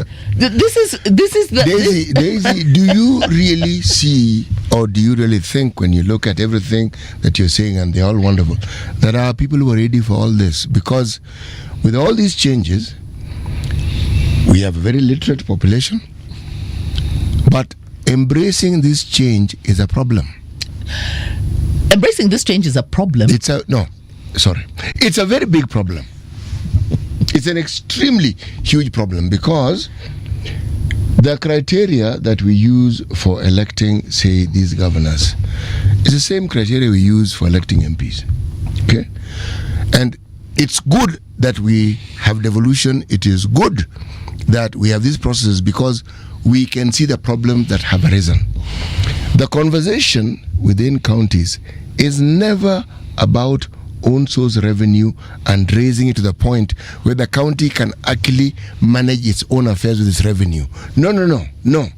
It's that beggar mentality, and this is despite any education that somebody may have at that level, where you're always waiting for the government to give you money. And own source revenue is supposed to form part of the pocket money you use to do whatever it is that you want to do. Now, I asked the question if we're ready for this, because it appears when people talk about being held captive, it isn't so much the leaders anymore, it is us. We are determined to live in the past. I'm saying this because if we understood, this group we keep referring to as Gen Zs have done us a huge favor. Yes, they have. They have demonstrated what it means to hold people to account and the effect it has. We do not hold our leaders to account. They're elected, then we sit back. And then we complain. I do agree with you, Siti. I agree. Listen, and that is it. This is what I keep telling you, is that we need to educate. We need also to educate ourselves, okay? And let me say this: we've actually we're not doing very well, but we are not doing very badly. We're doing badly. No, we are doing terribly. No, listen. I want you to go to the Constitutional Division of the court, okay, and look at the kind of cases that are being taken there. Pushback by citizens against those systems and leadership that doesn't want Kenya to move forward. The courts, despite the big fight and they are seriously under attack, because that system has been so adept at recreating itself, and the Constitution 2010 is a real threat to it. Look at the kind of legislation that is coming out of Parliament. You know, it's like madness. Like, these people are crazy. You even ask yourself, what are they? Who are they governing for? But the courts have been faithful. They've struck down several pieces of those legislation and given pushback. But because remember, the courts do not move themselves. Courts are moved by people. Yes. Okay? And in fact, that is how Okia Umtata became a very popular citizen, right? That active citizenry. Because you see, it's also upon us as Kenyans and as citizens. We must understand that we must be active citizens and we must be eternally vigilant. We can't go to sleep, and that's also the thing that the Constitution has given us, because before we didn't have those means. Now we do, and we are using them. We are using them. That's why you hear. I say we're doing badly. When matters go to court, there are very, very few Kenyans who even know what's happening in the courts. Even when it is published, even when it's in the news, real changes taking place every single day. Yeah, we've gotten to a point where when Parliament does their thing, we sit back and say, it's okay, this thing is going to go to court. And it does go to court. And the courts do a good job. The citizenry, the majority of the citizenry, do not seem to think or know that beyond those court orders, which politicians often choose to ignore, they have a role beyond just voting every 5 years. They have to find a mechanism for holding these people they elect. nobody leaves a person they've employed to do what they want. They do your bidding. But here, we give somebody a job, we employ them, and then we leave them to do what they want. How? What do you think is going to happen? So you see, listen, I think that the Gen Z uprising is actually a manifestation of an aware citizenry. Like, seriously. CT, I disagree that we are doing badly. I think that we are doing very well. And I'll tell you why I think we're doing very well. The level of pushback that we are seeing from the state is evidence that we are doing well, because they are grasping. You know, you can see them fighting to retain that power and that system that has kept them there. They put, these laws on and the cyber crimes bill. Now the way they have structured the public participation, they are trying very much to close as many avenues as possible for citizens to engage, for citizens to hold them accountable, for citizens to organize in holding them accountable. We are making progress. Now, is the system fighting back? It is. It is really. Remember Ringera, when he was the EACC chair, he said, this thing, the corruption is a multi-headed hydra. You cut off one head, 10 others grow, And it is true. This thing is fighting back, but people are fighting back. And the state has fought back, including and up to murdering its own citizens. But it still has not deterred them. And we have wonderful tools. Social media, one beautiful tool that they cannot control. They cannot control. Even the evolution of media. You know that now we can come to radio generation. We don't have just one outlet. We can have many different, so for these people, they are scrambling. They're like, how do we shut, I don't know if Kenya would be as crazy as to do what they did in Tanzania, shut down the internet, switch off the power, those desperate means. But we see that was desperation. That was panic. Yes, but we see, even what we are seeing, the kind of legislation that we are seeing. It's panic. It is panic. These guys are afraid. And so they wanajigamba. My only challenger is no longer there. No, your real challenge is the people. And let me tell you, the people are awake. The young people. Now for me, it is now our generation and others. Because this is where I fault the Gen Z movement, in that they wanted to do it alone. We need to have an intergenerational approach to this. Daisy, they needed to do what they did to understand what you understand. Yes. Because you've seen movements of that nature take place before, in a time far more difficult than this one. Where you raised your head, my friend, dying was not a problem. Yeah. Being jailed without any reason was a problem. The law allowed the president to do so. Imagine. Judges were appointed by the president. The prosecutor was appointed by the president. Haki. But by the way, it was really an imperial president. Yes. So, and people raised their heads then and their voices. Raila Odinga, whom we are still mourning, was among those people who constantly and consistently raised their voices. And the state responded and constantly and consistently jailed them. And tortured them. Some people left the country. They figured this one, I can't. No, I might die, chief. Tindoyo, I can't. Yes. I'm down with that. I'm out. Yes. So, the Gen Zs are doing the right thing. It's generational, but the times are completely different. Yeah. The ease with which you can do this, it's a lot simpler. Many of them don't understand that even the discussion we're having here, at that time, you could not have. By now, Black Maria would be here to carry us off. They would have reversed, waiting for us. As we walk out, we walk straight into it. Yes. Yeah. Now, with what we have said in mind, what are we saying as far as our election 2027 is concerned? First of all, our constitution, is it viable? Can it hold? Will it hold beyond 2027? Considering also the kind of things that we have seen during maandamano last year and maandamano this year. Our constitution has to hold. By the way, I think we don't recognize really just how powerful our 2010 constitution is really. In many ways, it has clauses that even balance it and give that pushback. BBI was a serious assault on the 2010 constitution. But if you listened to those judges, and I think everybody should really read the judgments, from the High Court to the appeals, should read the judgments, the BBI judgments. It was the constitution fighting for itself, giving pushback, what you can do.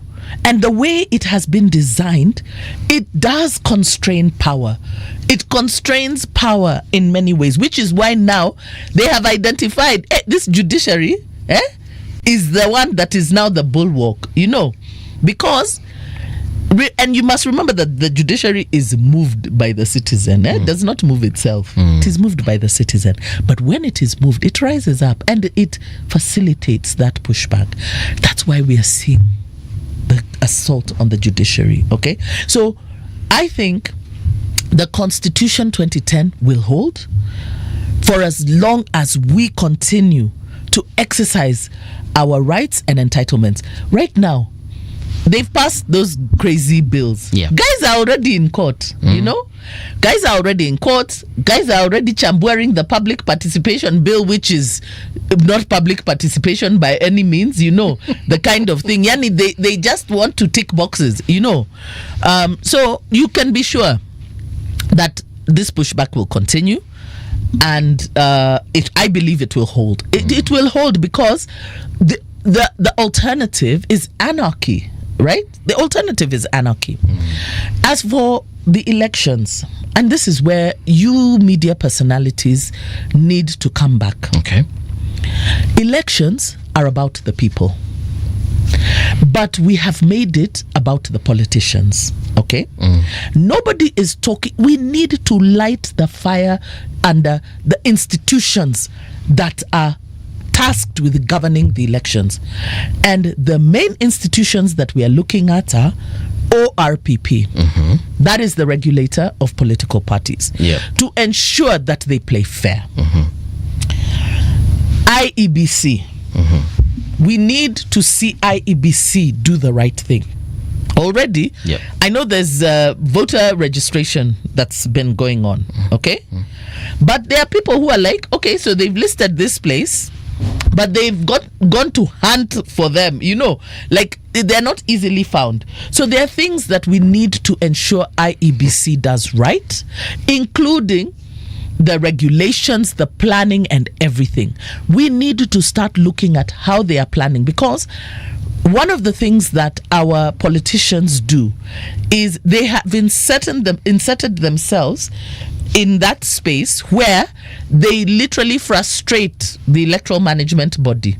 They frustrate it in terms of resources. They frustrate it in terms of regulations and legislation passing, legislations late. So we should actually come up with a citizens' roadmap for the elections 2027 and say, by this date, we should not have any legislation passed around elections, because these guys, they do even December 31st, they are shameless enough to pass legislation when you are planning now to go to the polls, in a month or two. So I think we need to develop what the citizens' roadmap to the elections are and begin to engage our IEBC. Make sure that our ORPP is regulating the political parties and the judiciary, because the judiciary, these the political parties dispute, resolutions and all these are the bodies that we need to start looking at. I say ORPP because we tend to look at the general election, which is the tail end of the electoral process. Because remember, elections are not an event, it's a process, okay? And so, a lot happens pre-general election. Now, party primaries, how they are organized, how people... Now, that's where that whole mess takes place. How are citizens engaging? How are political parties organizing around this? And you see, these are the things that we don't talk about, because if it takes IEBC billions of shillings and years of planning to have a credible election, we really need to ask about the capacity of our political parties to do the same. Because remember, a party like, let's look at, I'm now talking about, I know political parties get very offended when we talk about big parties and small parties, but you have parties like, there are big parties and small parties. Thank you. Please tell them that. Yes, but if you go into where they are, they get very offended. It's just a simple fact. Yes. So take a party like ODM, which has been the largest and consistent party for the last 20 years on the political landscape. Okay, they usually run candidates across the whole country. Okay, and at all levels. So you're talking about national and county level. How those are organized, the kind of resourcing in terms of human resource and fiscal resources, right? Do they have the capacity for that? These are the things that we need to start looking at, and we need to have honest conversations about that, because that is where the things begin to fall through the cracks, you know. And so when we have messy processes, and when you have, because remember, every political party is technically government in waiting.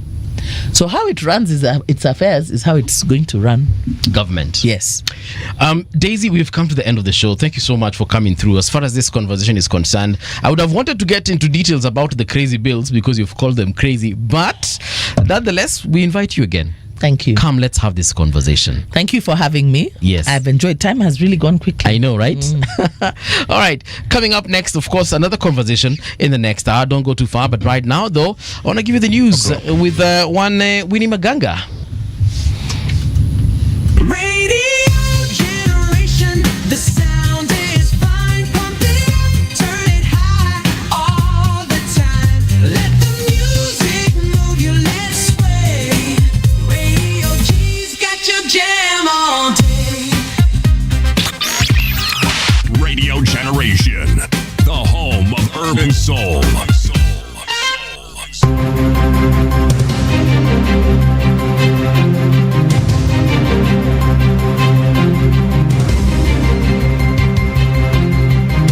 This is the Radio Generation News.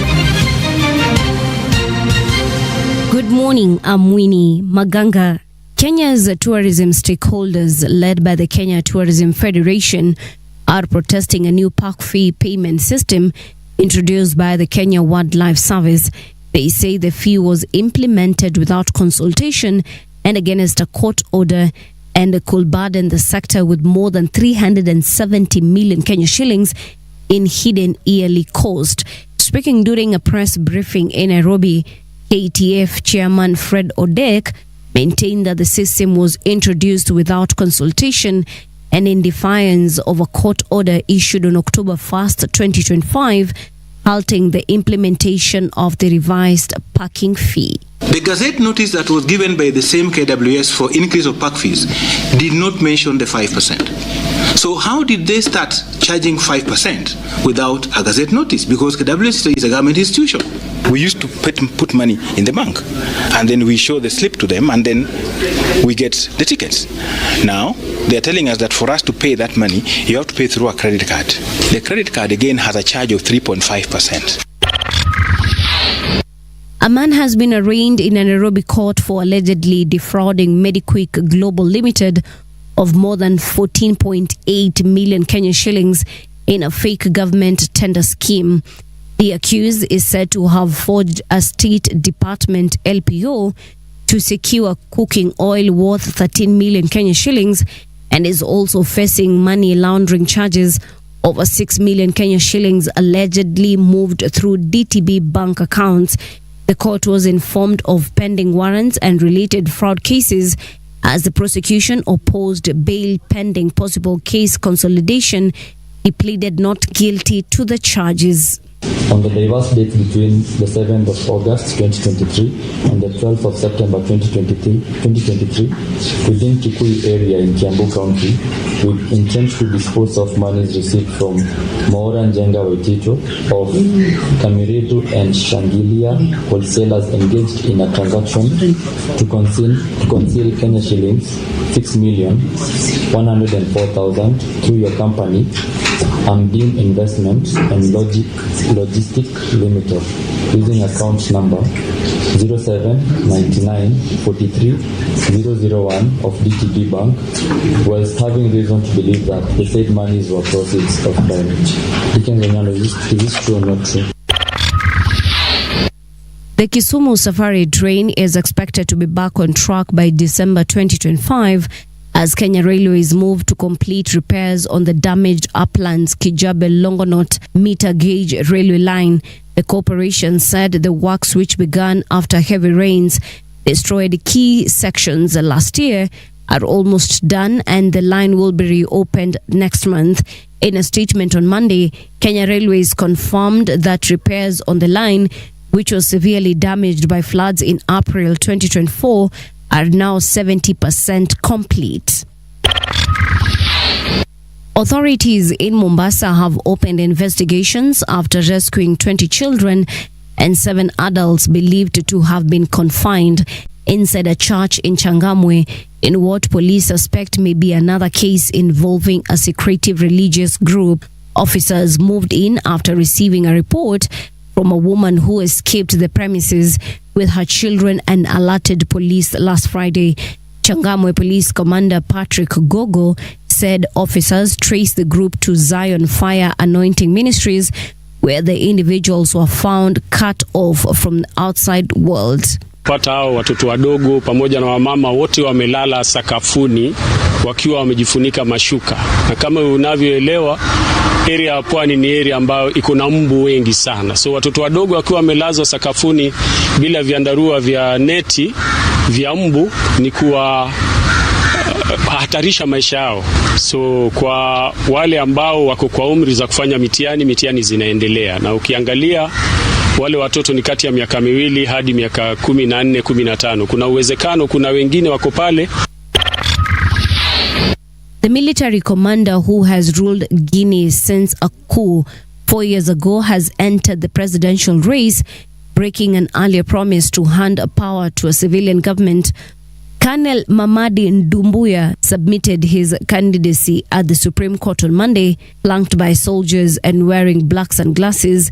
He did not make any public comment. 2 of Guinea's biggest opposition parties have been excluded from December's contest. This has raised concerns about the election's credibility. And that's the truth on Radio Generation. Good morning. I'm Winnie Maganga. The views and opinions expressed on this program are those of the guests and do not necessarily reflect the views of Radio Generation. Radio Generation assumes no responsibility or liability for the interviewee's views. This is Radio Generation. In the beginning, there was morning radio. But now there is Radio Generation's The People's Breakfast, curious and bold, getting facts from the shadows. That's what it is. Now, as the city wakes and secrets stir, a bright new voice shines. The People's Breakfast, your morning, your voice, your journey. Good morning. Good morning, my neighbor. Welcome to the home of hard truths and bold insights, Radio Generation. Welcome back indeed. 6 minutes past 8 o'clock. How are you doing? I hope wherever you are, you're doing fantastic. This is Radio Generation 88.8 FM in Nairobi, 90.7 in Mombasa. We are indeed the home of hard truths and bold insights. Speaking of which, we have awesome folks listening in. Tony Ocheng, good morning. How are you doing? Nobato War, habari yako. Then we also do have, let me see, Great Rivers. What anasema the clan was cruel, ne? Yes, indeed. Hiyo story yote ya FGM marrying off young children, that was definitely bad. James Zola anasema good conversation and very timely indeed. Then my take 2.0 is asking, why are Kenyans so preoccupied with Tanzanian affairs? Why poke your nose so deep in someone else's internal affairs? It's tantamount to my neighbor dictating and telling me how to run my family issues. Where my take, when people are dying, it is definitely the responsibility of every global citizen to talk about it.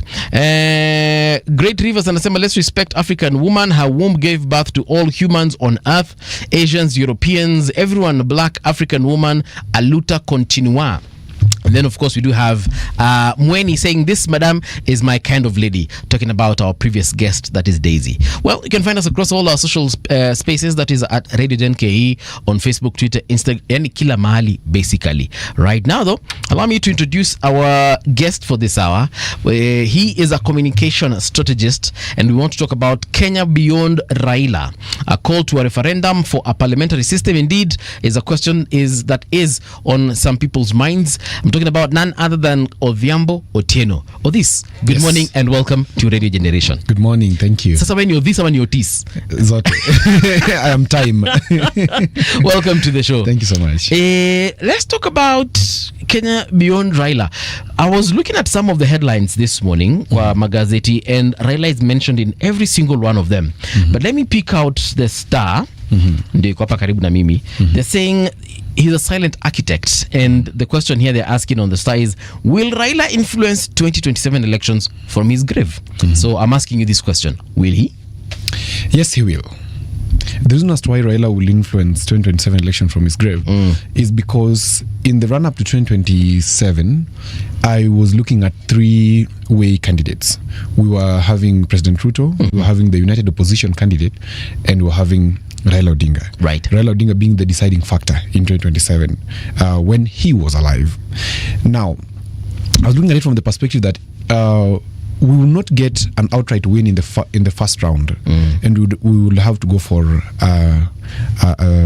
a second round of election, the runoff. Are you saying in 2027? That is with Raila alive. Had he been alive? Had he been alive. Okay. That is what could have happened, because none of these people would gain over 50 plus 1%, as is always.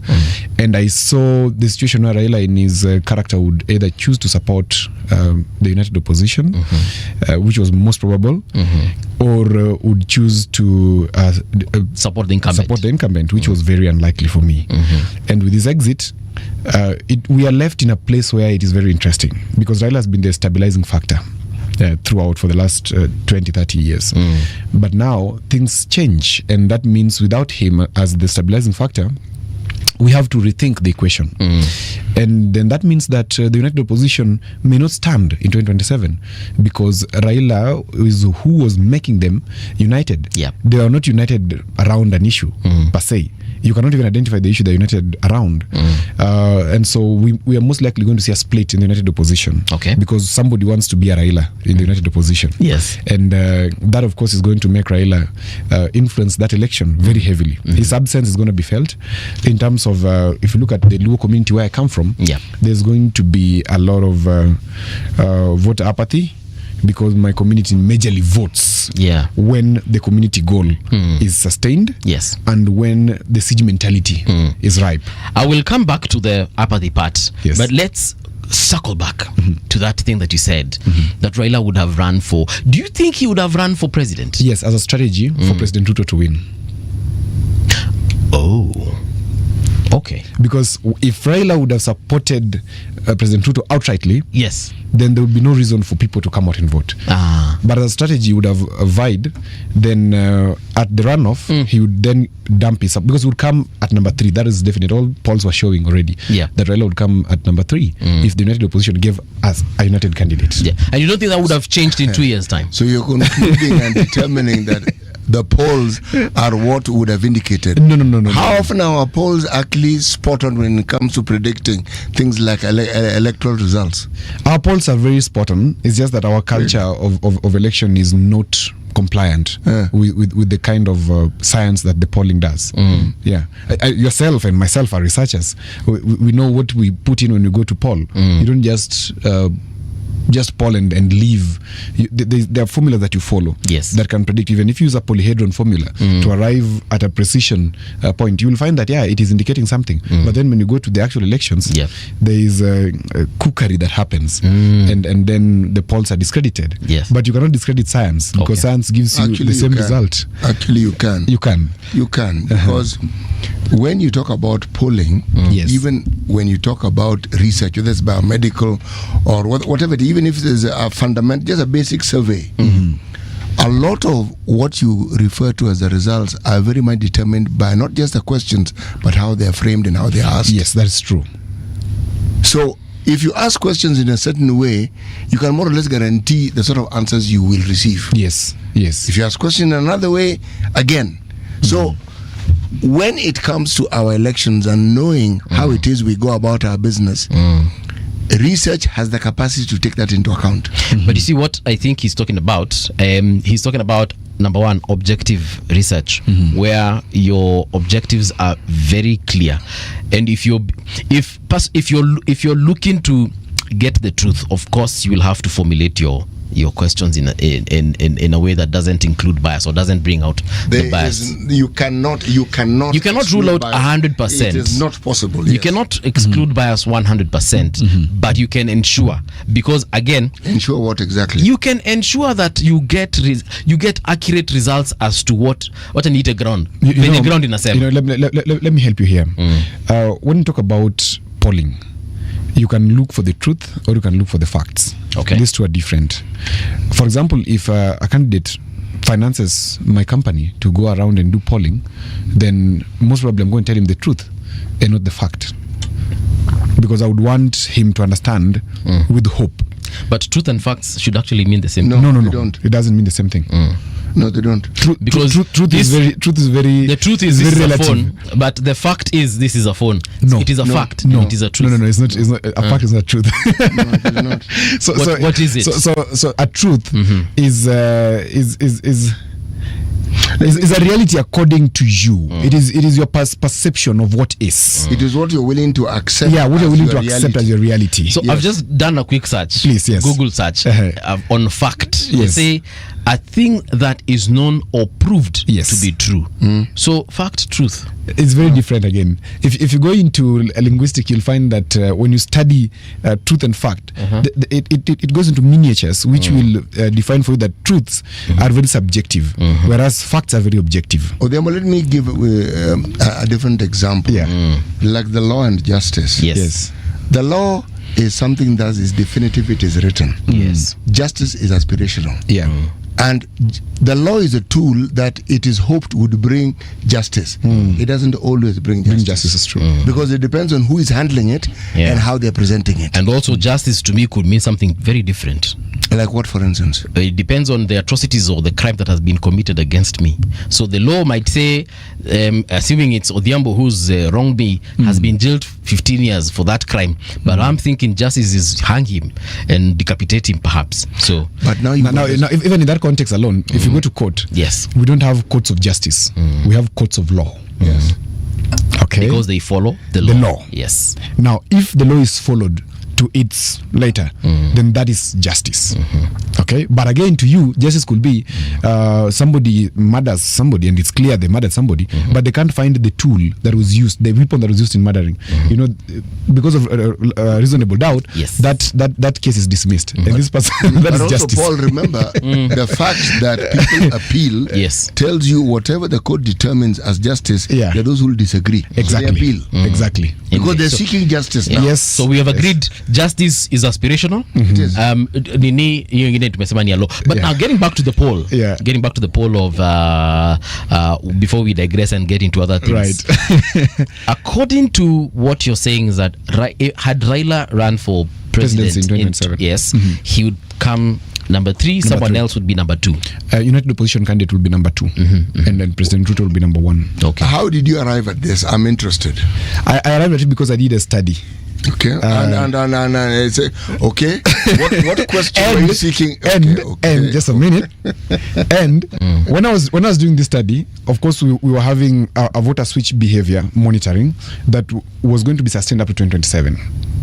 Because we wanted to see how are the voters behaving in between, because it was not definite. That was at that time. So as at now, we are running another study which will indicate differently. But at that time, President Ruto will come in at number 1 because when we analyze, and that is from our outputs, we're looking at the Gen Zs and that whole team that is having the narrative of change not being organized. So lack of organization and lack of a plan was giving President Ruto an edge over them. Because unlike us, the young, the old always have a plan, even if it's a bad plan. The young are just brute, okay, and full force without any meaningful plan. And because of that, President Ruto will take number 1 because of the plan, and because he has the instruments of coercion, he has the instruments of arbitration, and he also has the instruments of violence. And of course, and so this guy has the logistical power to manage an election. The United Opposition will come in at number 2 because 1, it is fragmented. 2, yes, they come from a specific area. Their narrative is not as national as the president's, because if you realize, the intelligence community has worked very well for President Ruto in the past few months, and that was giving him an edge over the United Opposition, therefore disposing Raila to be number 3, because Raila had lost his traditional support, including the Luya. So it was remaining with the lost or reduced. It was remaining now with the ODM that looked like the NDP of 1997-98. I want to understand how. No. I want to understand how you concluded that, because essentially what you seem to be saying is that whatever popularity Raila has garnered over the last 4 decades was going to be watered down to the point where ODM was going to have the same power as NDP had at its inception and as it grew before it actually joined KANU. Is that what you're saying? Correct. I want you to explain to me how that would be arrived at. Now, because for that to be arrived at, you're also saying that the areas where they had support, they are going to lose it. I'm going to ask the question, to whom are they going to lose it to, and what are the factors that would lead to their losing it? Thank you very much. That's a very brilliant question. So 1, Raila enjoyed a vote of about 7 million, 6.9 thereabout in 2022. Bulk of this vote was coming from the people who were hopeful that he was actually going to be the president, and it was the right time for him to be the president. In fact, it was, in my view, a final mobilization for people to come out and give him this. Now, his traditional vote base is Nyanza. No, his traditional stronghold. His stronghold. Luo Nyanza. Luo Nyanza. Yes. We have Luyas coming in at number 2, and then fragmented pockets around the country, coast, wherever pockets of east. Coast isn't fragmented. Is it fragmented? No, it is not. Because Kilifi is coming in strongest for Raila traditionally. Let's look at now. Kwale. Look at Mombasa. Let's look at Kwale. Let's just move. Yeah. You will find that the vote that, or the confidence, or the voting block that ODM enjoyed at the coast was not fragmented. It was a very large voting block. That is true. Yes, that is true. And you only need to look at the ODM presence in terms of the leaders who are elected, right from MCAs to MPs to senators to governors and so forth. Yes, Kilifi take the cup, okay? Yeah. But other areas, whether it is Kwale, whether it is Tana River, whether it is Lamu, the only place where ODM didn't have much of a strength was probably in Taita Taveta. Good. That's why I'm saying it was not a block for me as you look at it. Now, what made people come out to vote for Honorable Raila? It was because Raila had a very strong message in terms of, number 1, a siege mentality, and number 2, he had a very clear object of aggression. Now, when you come to 2027, in fact, the culture of Raila and the history was that 2 years before the election, he would be out there. He would be doing the president real bad, and you will see rallies all over the country. But now, 2 years to the election, literally Raila was doing nothing. There was no object of aggression because he had been dehoned by President Ruto. Literally. 2, there was no siege mentality. There was nothing to go and tell the people that we are besieged. And so that will affect his voting base, even if he vied, because they'll be like, what are we going to vote against or for? If it is Raila, nothing much. If it is an issue, most of Raila's people were because of an issue, they would come out and say, we have an enemy. The enemy is so and so. So we are going towards the enemy. We are voting against, or we are voting, okay? But now that lacked in 2027, in my view, in the question of the 2027 elections. And that then meant that we are going to have a very big apathy, one, in his traditional voting blocks. Two, Raila had not given a clear plan on reinventing ODM for 2027. And people were not willing even to pick the certificates, the nomination certificates for ODM in 2027. You could already hear from all over. People are saying 2027, maybe we just go independent. And people are already preparing. And so that said, that alone would subtract a substantial number of those who, yes, support him, but will not turn up to vote. Because remember, when you go to the ballot box, CT, and you have your vote, you want to cast it. When you are ticking or Xing, basically you are betraying. You don't choose there. You choose who to betray. Okay. You don't choose who you love. The ballot is about betrayal. It's never about, I love this person, I'm giving them the ticket. Is who am I willing to betray? I think the people I've voted for, I have actually not necessarily loved, but liked. Yes. So you betrayed somebody and said, this one is a better option. Yeah, right. Good. Okay. So let's get to the apathy part. Yeah. So we're saying that some people in Baba's support base will not come out to vote because they will not see the reason to vote now that Baba isn't there. Of course. Do you think that might change in 2 years' time? It cannot. Towards the election. It cannot change. The turnout in 2027 will be very low. Very. Because the united opposition is extremely weak. Extremely. It's weak now. It's extremely weak. It's weak on 4th of November 2025. The only thing that Ruto has to do, and this is my genuine prayer, yes, he must make sure that the kids are out of the street. Because when the kids get back to the street, the united opposition will find new firepower that will mess him up. Are you okay? I'm okay. It is the cold that bothers me. Okay. So, yes, I'm actually very fine. Do not. Pole. Yes. Okay. Yeah. So I think President Ruto must do all that it takes within his power to avoid the kids being in the street. Okay. On June 24th or 25th, 2026, because that could mean hell for him.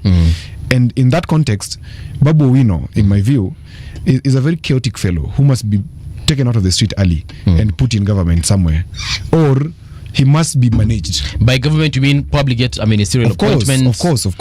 It is urgent. He needs to be there. If he's not there, then him even going for the Nairobi governor seat, it will be an interesting, interesting race for President Ruto. Right. Because Babu is operating with brute force. I'm not yet seeing strategy in him. It's just brute force and popularity. You see, when we were in Kasarani, it is this. Yeah. It is not about strategy, some humbling of self, some futuristic look. And that is a person that you need to manage, because then he carries the hope of these Gen Zs who are disliking millennials like me, and they think people like CT should not be here.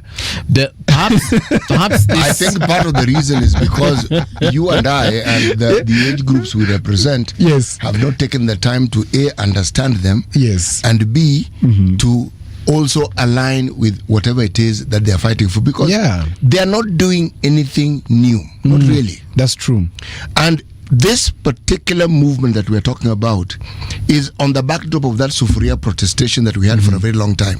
These things are never isolated. It starts somewhere and then it builds up, and then we get to that point. The grievances they have are not new grievances. Yes. The grievances that they have are the grievances we had at independence. And the reason why they have pertained up to now is because they have not been resolved. Okay? But they are of age and they are realizing it now. Because they're at a point where they want to be employed, they are educated, and they're not seeing any hope. Now, the older generation didn't have that problem. Some of us were a letter of employment before we even finished our university exams. You're poached from university. Yeah, so that is a very different setup. Theirs, they are looking at a bleak future. And so their protest has very serious grounds. And bleak future doesn't mean employment. Bleak future means you eradicate it by producing hope that somebody can build on. Yeah. And even that they don't get. So their fight is genuine. Very genuine. But it represents something that literally every Kenyan feels in one way or the other. Yes. Even those who earn a salary will tell you, this man is not doing what it used to do. Okay? So when we align and we get to understand, because an aligning doesn't mean talking, it means listening. Right. They speak, you listen. And they say, why don't we talk about this another day when I've given it more thought? You speak about Babu Owino. Yeah. He's a populist. If you look at Babu Owino's politics, it reminds you of a younger Raila. The days of NDP. This is a disciple of the late Raila Odinga. Yeah. Okay? If you talk about populist politics, thank you. But Babu has done better. His constituents love him. They actually do. By the time you get voted in twice in this city, your people like you. And his constituency is mixed. So he has found a way of communicating what it is he likes. Now, why am I focusing on Babu? Right. If he represents hope, then indeed he's a problem. And that's my for the point. government. And that's my point. It's a very big problem for the government. If he represents hope, people can't find it in government. because the government currently represents diminished hope. But what I would want to understand is nationally, because Babu wants a gubernatorial seat, Nairobi. Why should he be a big headache for President Ruto? Yet, anataka to Nairobi. If he was running for president, perhaps I'd understand. Now, Babu comes in with a very powerful brand. And this brand is that, one, he identifies with the university politics, which is the idealistic politics of any nation anyway. Most of the leaders who carry the hope of the younger generation are often these fresh university graduates, because we see them as, assume you're in university, and you see this gentleman who was a university leader, then he's moved and he's become an MP, and he's doing well, it looks like, and he's quite witty. He's going for a second degree, a third degree, and these degrees are not cheap degrees. These actuarial science, law. These are not very easy degrees, and he's doing well. So he represents some level of it can be done.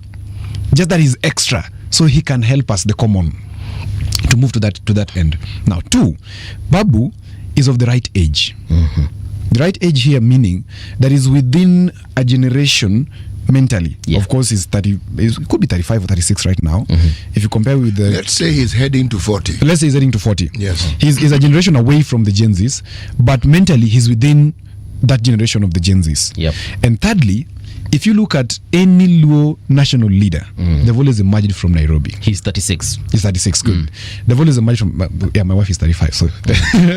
So they've always emerged from Nairobi. And a Luo leader who emerges from Nairobi first, it's very easy to then say that they're representing the national interest. Okay? If you look at Orengo, for example, Orengo would have been a very easy Luo leader. There's a reason why I'm insisting on Luo leader first. Okay. Because you must have a constituency before you move. Now, we also know that in the arithmetic of Kenyan politics, we have Kikuyu, we have Luo, and we have Kalenjin. These three are the strongest in terms of mobilization and organization of their body politic, unlike the rest. The rest are very fragmented and always divided. Okay. So they only follow either of these three. Now, the Luo have always appeared like they're advocating for the change. And anytime that Luos advocate for the change and they join hands with Kikuyu, the change happens. Anytime that happens, history has proven that right. So Babu, coming from that Luo community, which then carries the hope of the fragmented few, appears easily as a national leader. Orengo could not do that because he came from Ugenya, and that was his constituency, so he lacked the city. So Babu must first take the city. Once he has the city, which I believe he has anyway, if Sakaja was to be kicked out today and an election called, if that was there, then Babu will take it easily. Once he has the city, then it is easy to go back home and wherever and say, I'm the king of the capital. Yeah. So what else do you want?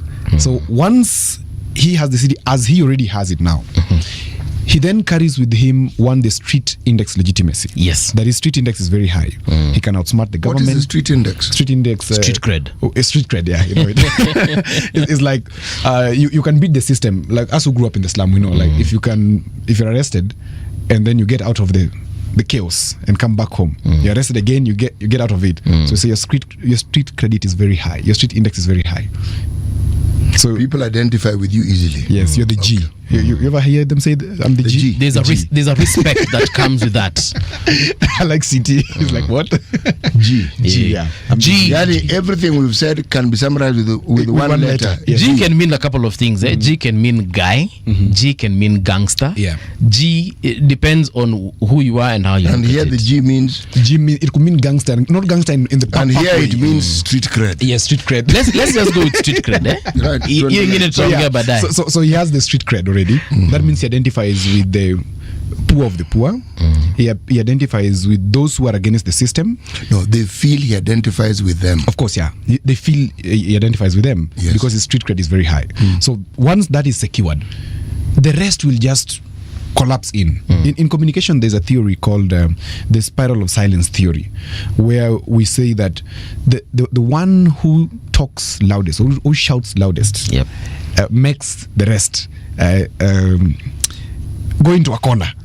As much as the opinion could be right, but they're not talking about it. The one who's talking about his that could be useless then goes high. And that is evidenced by if you go to marketplaces, the most educated in the marketplaces are not the ones who are loudest. There's always that loud man or loud woman at the marketplace who, when anything happens, they ask you, have you talked to CT? What is CT saying about that? So Babu has already gone with the spiral of silence theory. He's gone early, and as much as the rest are still organizing, and of course people like Junior will come and take over ODM. That is a story for another day. Raila Junior. Of course he will. Okay. That is a story that is coming some other day. Okay. But as they are still planning, Babu is already just going with the force, and that force is giving him a lot of legitimacy. There's something you mentioned about, and I want to talk about previous kings of the city. One of them being Dr. Kidero. He was here. He did what he did. He left, and he's a Luo. Do you believe that he has any kind of cred, any kind of street cred to come back and no? Dr. Evans Kidero is one of the tragic Luo stories that we've had. He could have done well, but Dr. Evans Kidero was not a man of his own. He was not made by the people. Okay. He was appointed by Raila to become the governor of Nairobi, and he did a mistake. When you're appointed, you must stay within the line of appointment. Odhiambo, just pause. We all saw the election. Please explain to me where the appointment comes in. Good. So I've worked in the house of Odinga for 5 years. So I can tell you that I have privileged information the same way I know you have, just that for the advantage of the listeners. What happens is that any party across the world, in any democracy, always has the mandate to nominate their candidate. That's why they have direct nominations, they have universal suffrage, and whatever. They use whatever means. In the ODM question, especially before the death of Raila, we've had Raila handpicking. And handpicking basically and then masquerading them as elections. One of them being the 2017 one and the 2013 nominations, where people were simply fronted, and then people were told, go and panga laini now pige kura, but you're not actually voting. And even those who voted, you were then told in the night, like a typical case in Kisumu, because I served as the communications assistant for Anguma, where we were still on the lines awaiting to vote. But then in Tudiburo, an announcement was going on that Nyong'o had won, but people were still voting. Do not worry about and it was endorsed. It is something that has happened before. Yes. And in the same fashion city, then Kidero was also there appointed. was one particular place which I will not mention. People had not even started voting. And somebody was announcing on one of the local radio stations and thanking the people for electing him in. And I was wondering, but I am here and nobody has voted. So when did these people vote It's for already this done. person? So please go on. Now, like for example, Kidero, it was quite a boardroom deal. Kidero has never been a man on the street. Kidero is a pharmacist by profession, number one. And Kidero has been in the media, he's been in the sugar industry. Actually, he's a sugar baron, I can say that confidently. And he is also in the real estate. So this fellow doesn't really know what politics is about, but he understands what lobbying is about. So he lobbied very well. And of course, he was coming in 2013 with the money. And that contributed significantly to the campaign kitty of ODM. Then. And then the ask was very simple, because a businessman always thinks of mergers and acquisitions. Not even what is in it for me. It's only just mergers and acquisition. How much does it cost? And that is the mentality of Kidero. He does not know what it takes to be in the street to advocate for politics. Taking that, Nini, what does it take, the mergers and acquisition theory? If today ODM somehow decided to say that, you know what, Kidero Tosha to be the ODM flag bearer, party leader, whatever it is, as in now and today, like today. Okay, so this is hypothetical. This is definitely hypothetical. Okay. Would Dr. Evans Kidero give President Ruto a run for his money as far as the presidency is concerned? No. There are 9 keys again for me in terms of the presidential candidacy qualification. One of them being a personal story. Kidero has no personal story that identifies with the common man. Actually, he does have a story. It's just that it is not told. Yes, but he has a beautiful story. So because we don't know, and City knows, City may help him to bring that story out, but because we don't have it as now, we don't know who he is. And the reason I asked about Dr. Kidero, is because you brought up the issue of Raila Jr. Because I'm thinking, if anyone is to take power or authority within that party, and if that person is not Senator Oburu, if that person is not James Orengo, if that person is not Professor Nyong'o, why this particular individual in the name of Raila Jr. as opposed to other people who've either been in ODM or are still in? And I'd like to believe Dr. Kidero is still in ODM. No, he's not. He's not. All right. So he's in UDA. So, he is. Yeah, he's in UDA. I actually didn't know he's that. Appointed as one of the parastatal heads. Yeah. I think it's Kenya or something. Yeah, I didn't know that. Yeah, but so I mean, if he were to come into that position, so we are saying that right now he's neither here nor there. He is of no effect. All right. Let's talk about another previous king of the city, known as Mike Mbuvi Sonko. Not him taking over ODM, of course, but now in terms of he still has massive street cred. Yeah.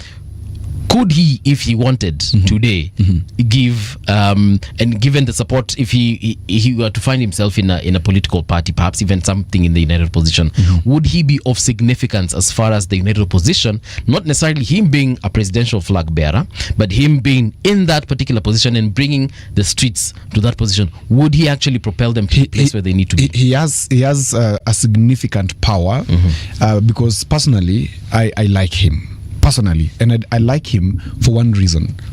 If there's any proficiency that any human being needs under the sun, it is kindness. Anything else can disappear, but kindness. And Sonko has proven beyond time that his was not about looking for photo ops. His looks like it's from the heart, because living with somebody else's child is not an easy feat. This is somebody who took baby Osinya and the brother and took them into his house. I mean, you know how difficult it is to even convince your wife to take a child that is not yours. And it's not just about money. It's about the human that you are. So because of that alone, Sonko touches very many hearts, because he has a heart like no other. He has a heart that many of us who even think that we have, we actually don't. And for that reason alone, Sonko will be very significant in the United Opposition. In Nairobi, he will drive them upwards. But in terms of affecting President William Ruto, I don't see, because then he doesn't fall amongst the top 3 tribes. So then he falls. Okay. So you want to say me between Babu Owino and Mike Sonko, who has more street cred? Who has more the attributes you gave? Nani Babu Owino. Unataka kuniambia Sonko hana hizo and much more? Sonko has more. If Sonko comes back to Nairobi, let's say a miracle happens that he's contesting for governorship, Babu Wino can as well start looking for Got Makwar or whatever it's called in Migori and go back there. City what is Got Makwar? Is it called Got Makwar? The Red Mountain. It's called Got Makwar, Okay. where he comes from in Migori. In fact, the only politician that I know of whose popularity you could compare with Mike Sonko's is Raila's.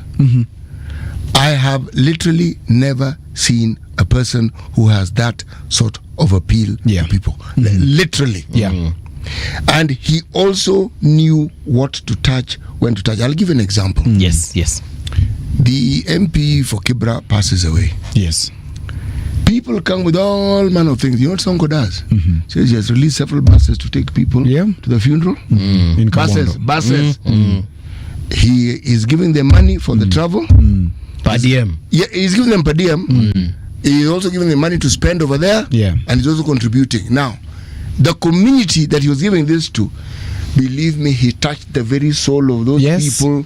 And Sonko would hear of a funeral in, say, Dagoretti.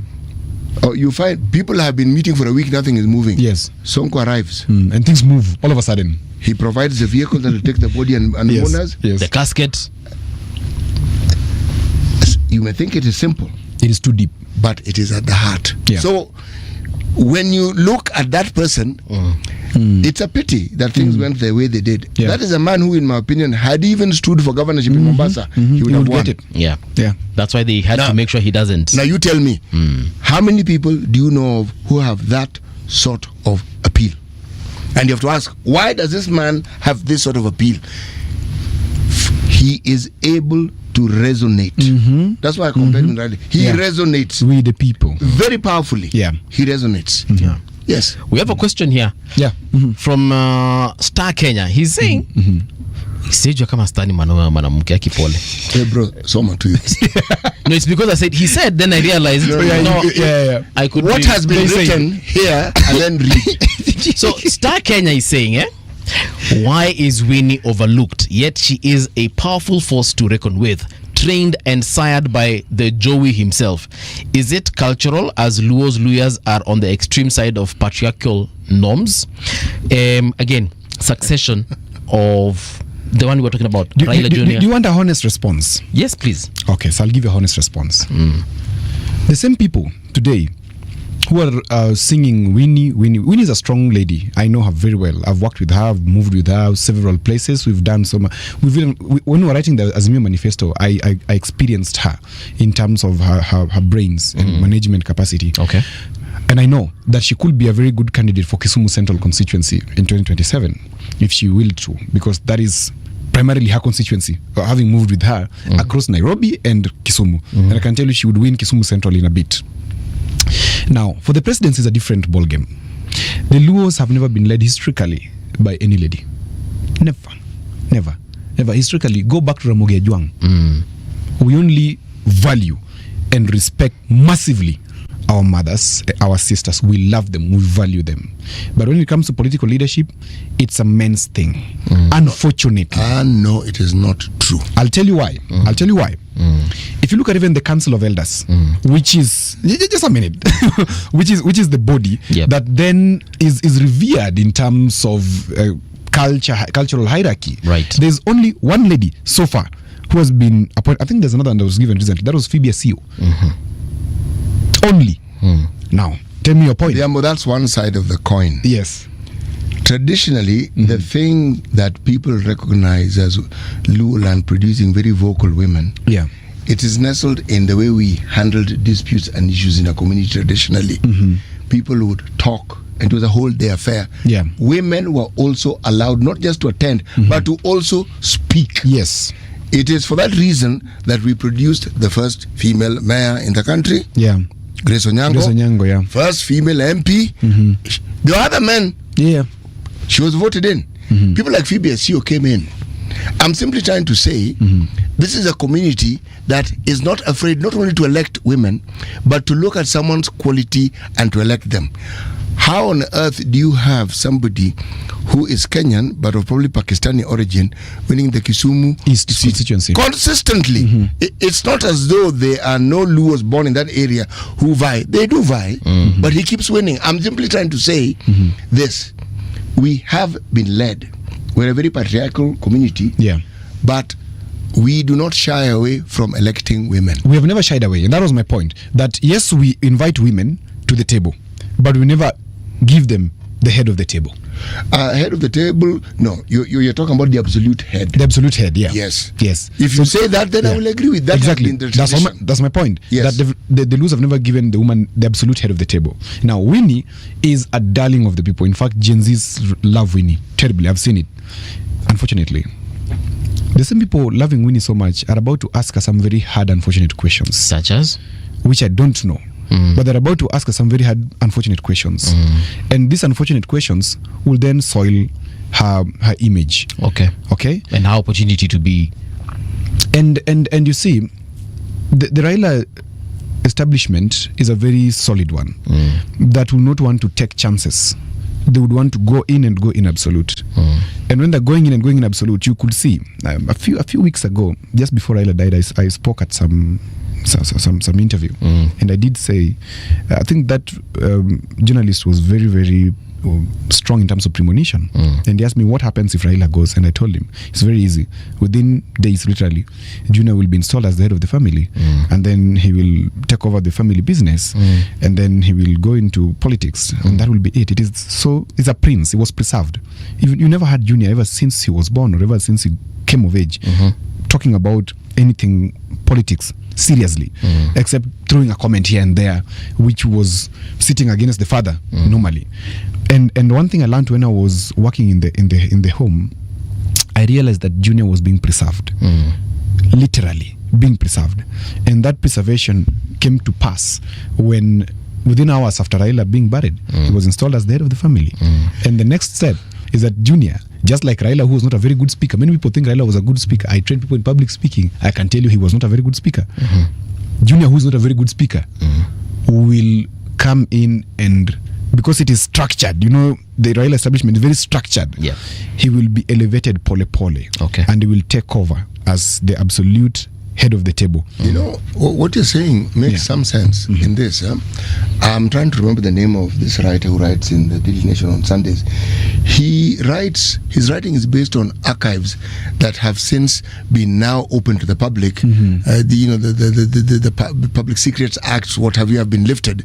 And this Sunday, the article he wrote, he was referring to how it is that actually Dr. Buru Oginga is the one who was being groomed to take over the father's mantle. Yeah.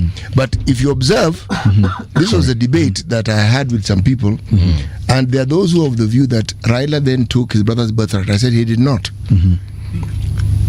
Ford Kenya was where his father was. This man set up his own party, or rather joined a party that was separate and moved to that party. In fact, he moved away from the family, from what the family had set up, and continued to grow whatever it is that he had.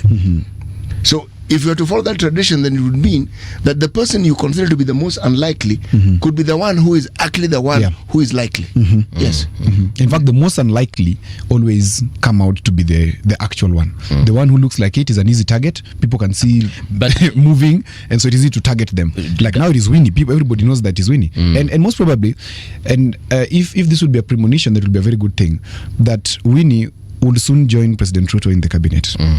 That is near definite. And if it is not Winnie, a surprise card for me would be Ida Odinga, a very powerful lady. A lady that we've not just experienced in terms of governance, but very powerful. Once Winnie is taken to government, it will be a simple way of ushering her out of the politics and ushering in Junior. Because as Winnie sits in cabinet, Junior manages the ODM transition. That's why Oburu is not substantive party leader today. He is acting. Why is he acting? Have you ever asked yourself? Because we have to go for an NDC, which is going to be a little bit chaotic here and there, because we must occasion it to look like it's a struggle, that there's a legitimate win, and we're going to have people fighting. So Babu is being lured back. Could come back. Once he's in, then we say, okay, now you vie. Let's see the people electing him. Of course, Babu will bring his people into ODM. If he swallows the bait, which he shouldn't, if you ask me. Why? He shouldn't swallow the bait of going back to ODM because Wait, awendo kwekite bwana. I don't know how to put it in English. Wait. Babu left ODM. Of course, he said it publicly. He said that. No, when did he say it publicly? On interviews on TV. I have not heard him. He said that he knows very well that he's not going to be given the ODM ticket in 2027 for Nairobi gubernatorial seat. What does that imply? But surely. No, I mean you're a guru in English. What does that imply? I am a student of the language, but if you're not being given a ticket, does that mean he has left the party? Then how was he going to contest?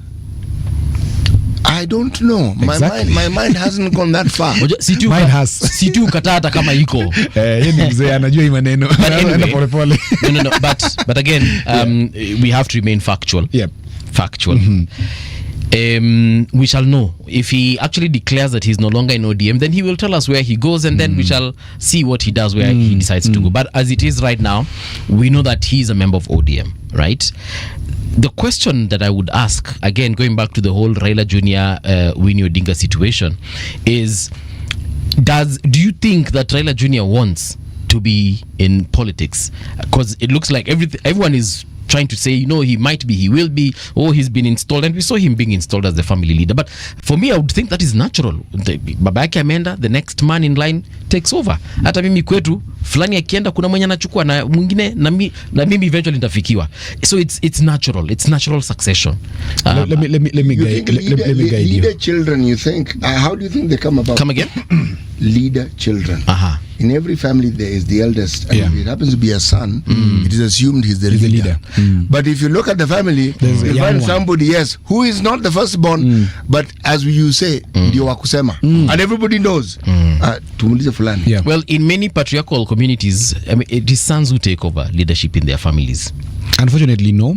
I'll tell you no, because it's never the sons. It is actually the girls who wield massive power. Okay, me where I come from, it's men. Where do you come from? Let me ask. Sorry to ask. Kitui County. Kitui County. Yes. Okay. So in our community, for example, if I want to talk to my dad, the person I would send to my dad is Chogo, the last born, because dads and Chogos are always very tight.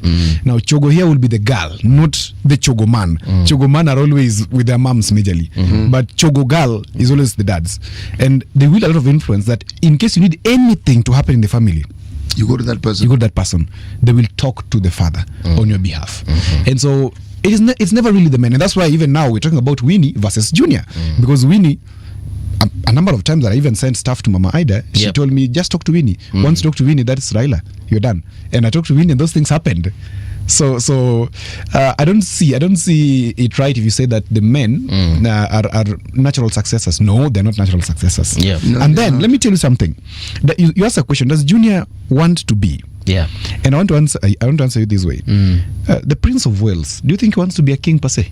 No, for him it's cast in stone. They were taught that since they were children, they grew up. So whether he wants or not, unless he himself abdicates and says, look guys, and we have kings who've done that. Thank you. Unless he himself abdicates, then he is the one. So it could be that, like for example, Prince Harry is the third in line or right now fourth in line of succession. Actually, he has nephews who are above him. Yes, he has nephews who are above him, but still is in the line of succession. Yes, he is. The same to the one who was delisted the other day. I don't know if that's the correct English. Andrew.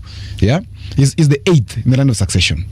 Okay, you see clearly someone like Prince Harry stepping away from the royal duties. But it is the law of the family that if, and not actually the family, of the land, that in case these other people are gone, niwewe, you just have to take it. And if you abdicate, it goes to the next person in line, like that. Now, also in this family, look very carefully. Very carefully. There's somebody called Jaoko who is moving around the country, who is in Ruto's. Tell this gentleman who Jaoko is. Jaoko is Uburu's son. Yes. Jaoko Buru. Yeah, I know him. You know him, right? I know him, yeah. He's moving around the country. Obviously, there is something looking like he wants also to be in line of succession. He is in the line of succession, but he wants to get the legitimacy. In fact, today if you go to Embu or Meru with Jaoko, he's more popular there than Junior. Okay. Interestingly, if you go to Kisumu with Jaoko and Junior, Jaoko is more popular. But the order of the family and the law of the land is that in the king's court there is a prince. So is the prince alive? Yes. in whatever situation he is in, let him rise. Now, if the prince abdicates by committing publicly that I have abdicated and I am not interested in serving this land, yes, for the issues here herein listed, yes, herein listed, I am then abdicating. So they'll say, okay, so he has abdicated, that's fine. So who next? Then it moves automatically to Jaoko. Now, don't forget that Jaoko is moving around very heavily, knowing so well that he's not the prince. Odhiambo, let me ask you this question because I can see our time is beginning to move. Yeah. So what is in store for the Luo nation? Good. And the relevance of the Luo nation in the politics of this country? So between now and 2027, ODM is going to create a teen god for the Luo nation. And you remember the Israelites when they were in the desert, wilderness, in the wilderness, and Moses went up to pray and to talk to God. Yeah. And talking to God takes time. Yeah. As he was talking to God. Actually, it does not take time to talk to God. It's listening to God that takes time. Yeah, actually, listening to God that takes time because God responds maybe slowly at times. Venye anataka. And these people down here were like, this God of Moses, it is only Moses who goes to talk to him up there, and it takes too much time. Let's have something that we can see. And said, bring your necklace, bring your bracelets, let's smelt them. Then they create a teen God and told the people, now this is the God we are seeing. Now let's worship this God. Okay? When Moses came down, he was so angry. He said, what are you guys doing? So there's a teen god that's being created, and you can see. I saw on the poster of this fellow who is vying in Coast. There's a by-election in Coast for an MP's position. In Kilifi. In Kilifi, right? Yeah, it's in Kilifi. This fellow is always an MP and he gets out. He's a Molimu something. On his poster, there is my governor Gladys Wanga there, and there is Gideon Mungaro governor down here. Now, when you come to the other side of town, yes, there is Oburu moving. The other side, there is this Gen Zs in ODM who are identifying with Edwin Sifuna. So there's a competition for teen god, and ODM will have to agree on which is the legitimate teen god to give. Now, why am I calling this person a teen god? Because appointed authority is the weakest. Emergent leadership is the strongest. Because appointed authority, tomorrow I'll wake up as the appointing authority and say, city out, the next person. But emergent authority, like we're saying in the family, somebody who emerges from within and shows influence, because power is influence, that they can influence the course of your life, then they automatically rise. So the teen god will be there, but they'll have to be removed sometime. And then the Luo nation, of course, is going to go into some sort of whirlwind. And this is because of the ideological differences that go back to 1963, 4, 5, when Jaramogi and Mboya then formed two axes. So we have the Mboya axis, that is majorly the very educated people like City, and majorly they come from South Nyanza. Then we have the Jaramogi axis, which is the politics, the polity, and not very educated, but they're there. Okay. So so we are going to have these two axes in Nyanza, especially Luo Nyanza, and maybe the boundary is going to be drawn on River Miriu. In that central Nyanza, your ideology of politics remains in central Nyanza. Okay. Yeah. So, kenye tunasema ni hatujui Juogi ataenda wapi. No, we don't know. All right. So basi, Odhiambo, thank you so much for joining us this particular morning. We've come to the end of this conversation, but we invite you back. Tafadhali njoo utuambie easy facts na truths. Niko tayari. Tutazipata namna gani? Asante. All right, folks, don't go too far. We'll definitely be right back. The sound is fine, pump it up, turn it high, all the time. Let the music move you, let's sway. Radio G's got your jam all day. Radio Generation, the home of urban soul.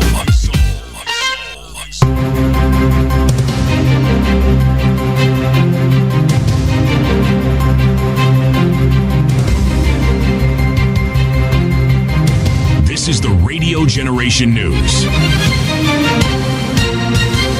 Good morning, I'm Winnie Maganga.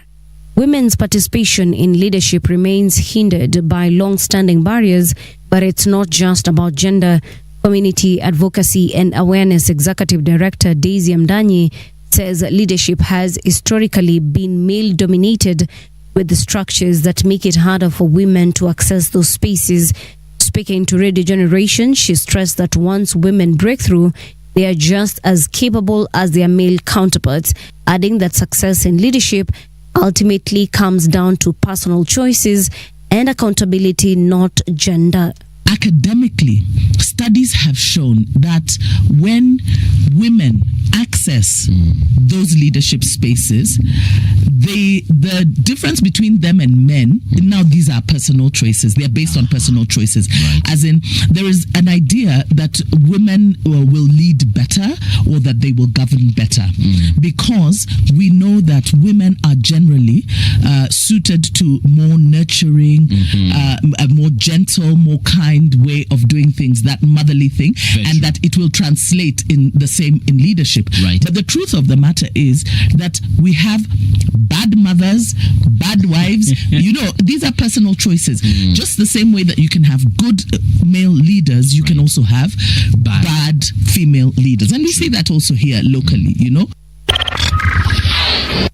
A man appeared in court on Monday accused of stealing more than 516,000 Kenya shillings from an Equity Bank ATM in Zimmerman. He denied the charges through his lawyer, who argued it was a case of mistaken identity, noting he was a Form 4 student at the time of the alleged 2022 incident and is now studying at Kisumu Polytechnic. The defense said he was arrested at his home in Chiga, Kisumu, has cooperated with investigators and asked the court to grant lenient bail terms, stating his family can only afford 30,000 Kenya shillings. However, Your Honor, before the cash bill, just an indication, we intend to do a letter to the DPP for reconsideration of the charges. We were not able to supply the documents because he was on transit to Nairobi. I believe the incident, as indicated, happened in 2022, and the accused person was in high school, in Form 4. So probably they have the wrong polygraph. It's an assumption that it might be the wrong person. So we intend to do a letter for them to reconsider the charges. Kenyans who place bets will soon need to set aside part of their money for medical and retirement savings after the government moved to introduce compulsory deductions from each stake. This new requirement, tied to the Gambling Control Act 2025, will add another layer of cost to betting and is expected to reshape how millions of gamblers interact with betting platforms. The law gives the Gambling Regulatory Authority of Kenya the mandate to create rules that will attach a health insurance or pension savings portions to every stake. A worker who was trapped after part of medieval tower collapsed in the heart of Rome has died, according to the hospital officials. The man was pulled free at 11 p.m. local time, nearly 12 hours after a section of the Torre de Conti on the edge of the famous Roman Forum and close to the Colosseum gave way and trapped him beneath. His heart stopped in the ambulance, and doctors at the hospital he was rushed to were unable to save him. The Romanian Foreign Ministry said the man was a Romanian national. And that's the truth on Radio Generation. Good morning. I'm Winnie Maganga. The views and opinions expressed on this program are those of the guests and do not necessarily reflect the views of Radio Generation. Radio Generation assumes no responsibility or liability for the interviewee's views. This is Radio Generation. In the beginning, there was morning radio. But now there is Radio Generation's The People's Breakfast. Curious and bold, getting facts from the shadows. That's what it is. Now, as the city wakes and secrets stir, a bright new voice shines. The People's Breakfast. Your morning, your voice, your journey. Good morning. Good morning, my neighbor. Welcome to the home of hard truths and bold insights. Radio Generation. Oh, yes, indeed. A very good morning to you. Welcome back. This is Radio Generation. 5 minutes past 9 o'clock. And we are just heading into, we are actually in that last hour where we still have a very good conversation coming right up. And I want to introduce my guest shortly. But before I do that, as he takes his seat, I was just looking at some of the games that are going to be played today. And oh my. I cannot wait to see watu wanajulikana kama Arsenal wakichuana na Slavia Praha tonight at 8:45 p.m. City, you said you don't like football, but leo nikwambie you are in the position of very fascinating. Can you grab the mic? Grab the mic. Thank you. I said I don't watch football. Yes. I didn't say I don't like football. I even explained to you and said if I'm in a place where they're watching, I will enjoy the game. Right. But I don't live in a stadium like you. So tonight, make sure you watch these games. Arsenal versus, actually it's Slavia Praha, our Czech Republic versus Arsenali. And then we also do have my team, that is Liverpool, playing against Real Madrid. So check that out. Nimekuambia sasa ukaange ukijua. Hiyo ya Liverpool inafanyika saa 5 leo usiku Liverpool is that team which you support, huh? Huko How are they doing in the Premier League? Currently we are not doing quite well. How are you doing? That was my question. Stop asking questions which you ask. I said we are not doing very well. No, how well are you doing? Mko na mangapi? Ni position unauliza. Si tu ungeuliza hivyo. I think we are number. Position is what tells you how well you're doing. Let me just confirm. You know these things change with every game, that is Liverpool. Liverpool tuko nambari bro, tumeenda hata chini ya number 6, tuko number. Wacha tu. No. You're doing badly, I've understood. Yeah, no, sorry, we're number 3. I hadn't seen it well. Oh, then you're doing okay. We're number 3. All right. Let me introduce our guest for this particular hour. This is the MP for Kitui Central constituency, where I actually come from. And we want to talk about county politics, devolution, and of course, new political dynamics as far as 2027 is concerned. Allow me to introduce Dr. Makali Mulu. Daktari, karibu tena sana to Radio Generation. Asante sana Mungala, asante sana City. Yes. Good to see you. Nice to see you again. Yeah, nice to see you. I was actually telling City here good things about you. Yes. I told him that when my grandmother passed, you spent quite a considerable amount of time with the family. Yeah. You know, you're friends. Yes. You know that. And I on our behalf, on the family's behalf, thank you so much. Najua alikupatia asante nyingi, but thank you so much. Karibu sana. It's so good to see you here. Yes. The last time I saw you, it was in India. I was in the CBD. In another place. In fact, he actually gave you an example. You as an example of political leaders who actually come kuomboleza the family. Yes. Not these ones who make a lightning visit and then make a political statement and disappear. Yeah. He actually said it. He said, this gentleman actually came and sat and was with us. So we knew he came to condole. Alikuja kwa matanga, akakaa tukakunywa chai, kwa mazishi alikuja kutoka kwa kanisa mpaka tukaweka mwili kwa mchanga na akakaa na sisi zaidi hapo. Yes. So he's a good man and I have to appreciate him. So thank you so much for karibu those sana. compliments. Yes. Let's get down to business and talk about county politics. We've been having conversations around devolution here in the studio, and one thing that has been top of the mind we've been asking, is devolution working as it was envisioned when the 2010 constitution was being promulgated, according to you? Let me say this. Thank you first of all for hosting me. As I said earlier, it's good to see you guys. You know, it's been a while since I met you and I met City. Right. So when I got this invitation, I was so excited to meet my old friends. Yeah. And see how you are doing this new place. But all said and done, I think devolution, Kenyans have said, and this has been done through research, Kenyans have said devolution is the best thing which happened to this country through the 2010 constitution. That doesn't mean that it doesn't have challenges, but it means they appreciate the evolution. And even though it might not be meeting the expectation in terms of what they thought when we were coming up with this new way of governance, they are saying they have seen the benefits of devolution. So what that means is that there's general appreciation, and what we should be doing is to work on how to improve it to be what we expect it to be. One of the good things which has happened is that through devolution, resources have been devolved to the rural Kenya. and some counties, and more so where we've gotten the right leadership, have actually managed to do things they could never imagine that they will ever do. I had visited Wajir before devolution. Yes. And when I was there, I was asking myself, am I in Kenya or in a different country? With the devolution, if you go to Wajir today, you realize they have even tarmacked streets in town. They have done a wonderful, what they call the halfway house in courts. Right. You go to Mandera, the same story. We have had of good stories where people are able even to have now conduce areas like Mandera. I remember they were saying that as part of what they have achieved, they are saying even now in their hospitals, they are able to do what you can imagine can be done in Nairobi hospital, basically because of devolution. Another thing which has come up through devolution, although there's still a big room for improvement, is the attempt to do equitable sharing of resources in the Republic.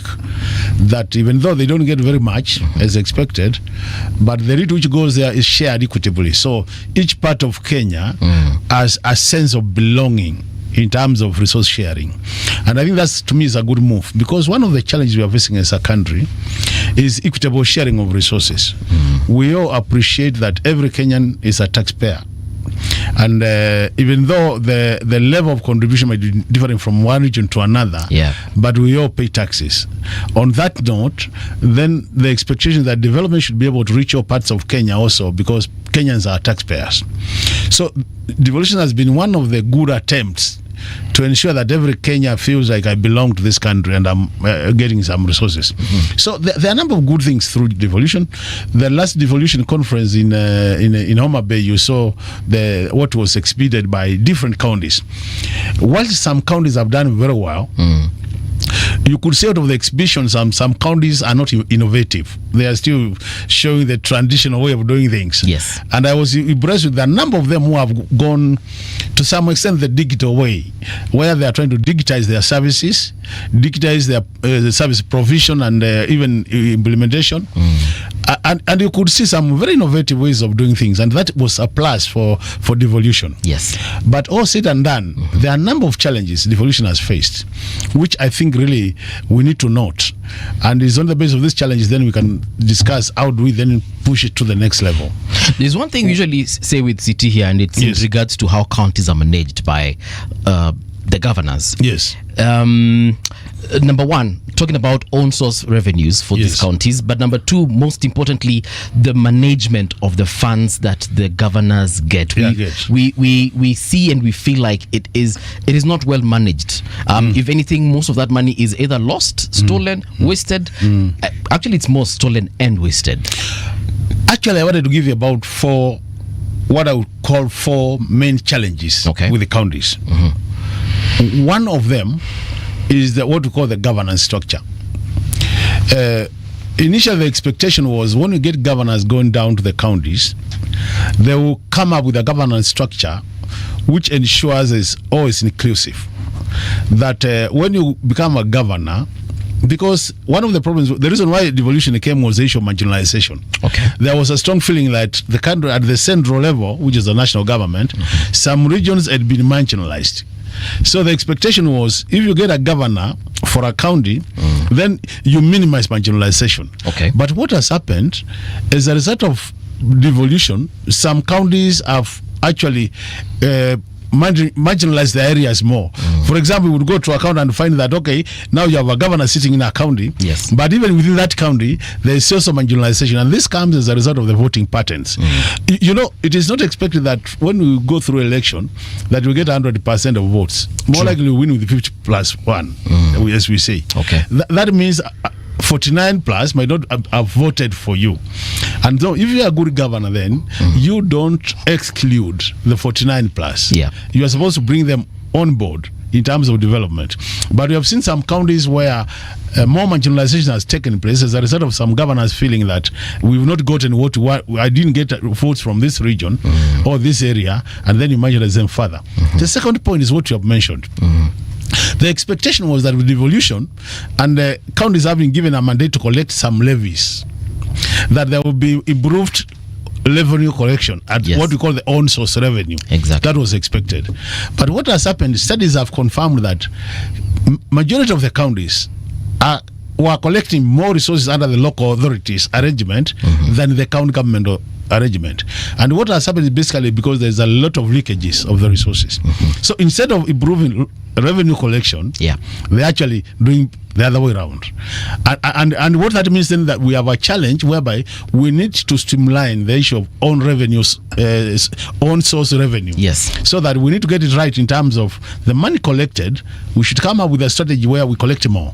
And I've said many times, the way to go is digital. If you look at counties who have attempted to digitize their processes, the revenue collection processes, they are doing better. So it means that's a good practice to borrow from the other counties. That digitize all your processes so that you minimize what you call the personal interaction. Right. Now, the third challenge with devolution has been the issue of corruption. Majority of Kenyans do believe that it's like we have also decentralized corruption, which was not the expectation of devolution.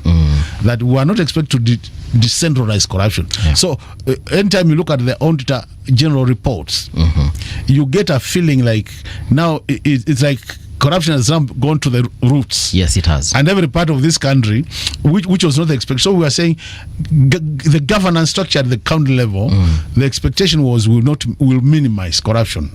Unfortunately, the reports from the Auditor General have confirmed otherwise.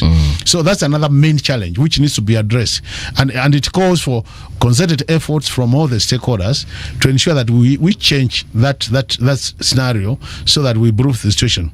Now, the last element which has been a challenge to the devolution is the issue of the wage bill. What has happened with the devolution? Governors once elected, they have used the counties as employment bureau. So I come in as a governor, right? And because I come with all my political team to the county government. Yes. So what happens is, without caring about who has been in place, what we call the in-post staff, and as a result of that we have bloated wage bill. What has happened is, because of that, the wage bills have really become so high, and over time you realize there's minimal resources for development. Okay. So what has happened, instead of putting more resources to development, now recurrent expenditure in counties has actually gone almost to 80%. Some are doing 80%, others 78%. While the rule of thumb, or what we call the Public Finance Management Act, recommends wage bill of about 35%. So this increase of wage bill has also become a major challenge in terms of development, because the resources which should be going to development are now going to pay salaries. Okay. So you have employees who have been paid salaries, not doing much in terms of developing the counties. So to me, these are broadly the four main challenges of devolution. Okay. And we would think of how to go around them, then devolution would be an excellent idea. As a member of parliament, let me educate me on this one point. Is there a law that says, for instance, if today Dr. Mulu became the governor for Kitui, he cannot employ X amount of individuals, or afanye kazi na wala amepata hapo? No. What happens is that there is no law, but the law is the what I would call best practice in terms of wage bill. So if you get to a county and you find you are doing 60% wage bill, then automatically what it means is, even before you start thinking about employment more, you should think about how do I get to the recommended ratio of 35%. Yes. So it's not written anywhere that you can't employ more people. Okay. But your wage bill should be a good indicator to you that if you employ more, then you'll have no resources for development. You see, when we talk to leaders from other countries, for instance, we sat with a representative from the US here a couple of days ago, and one thing she told us is the fact that there the laws work, and you literally have to work within the confines of the law. Yes. But what I understand from this conversation that we're having with you is that our own leaders here do not respect that. So if you have a wage bill of 60%, for example, and you're the governor, you should actually work towards taking it to 35. Yeah. So what is our problem then? Is it that we do not understand the law? Is it that the law doesn't work? Where is the issue? No, our problem is the political pressure. Because when you are campaigning, you will have a team you are campaigning with, who you will have promised them that when I get the office, more likely I'll get jobs for you. But even by design, anytime you get to office, you have the ministers who you come up with, because the ministers who have been in office must forget. You have the CEOs, who are the chief officers, who you also come in on board with. Right. And then you have possibly the director, a few directors. But normally what happens, naturally, you know, there's a natural attrition. Yes. Where people will retire and people will also die, vacate office through death. Because these are normal things. It's natural. So it means every year there's a number you will be employing without bloating the thing. So what it means that over time, if you plan well, you can actually get more people to employment by creating more opportunities. And that's why I'm saying, if you are a smart governor, you should be able to create more development for your people, because by doing more development, then you create more opportunities to employ more people without interfering with the wage bill. The other good thing is, if you look at the way we calculate the wage bill, is the amount you spend to pay salaries, and the denominator is the revenue collected. So it means if you are able to collect more revenue, then your percentage can easily come down without really sucking anybody or without employing. So there are a number of tricks you can use to bring the wage down, but still get more work for your people. The problem we have is people are employing more people without not thinking about generating more revenue, which can then push the ratio down without really sucking anybody. Yes. Okay. Then clearly we need to see how we can get counties to actually adhere to, these laws that are already in existence. The problem is bigger than that. One of the things that we've noticed with the governors we elect is that they're incompetent. They've been given a job they actually do not know what to do with. Because how do you manage a government? Because a county is a government. And you seem to think that your main task as governor is to employ people. Exactly. Yet, anybody who understands, and there are people within the county who will tell them this.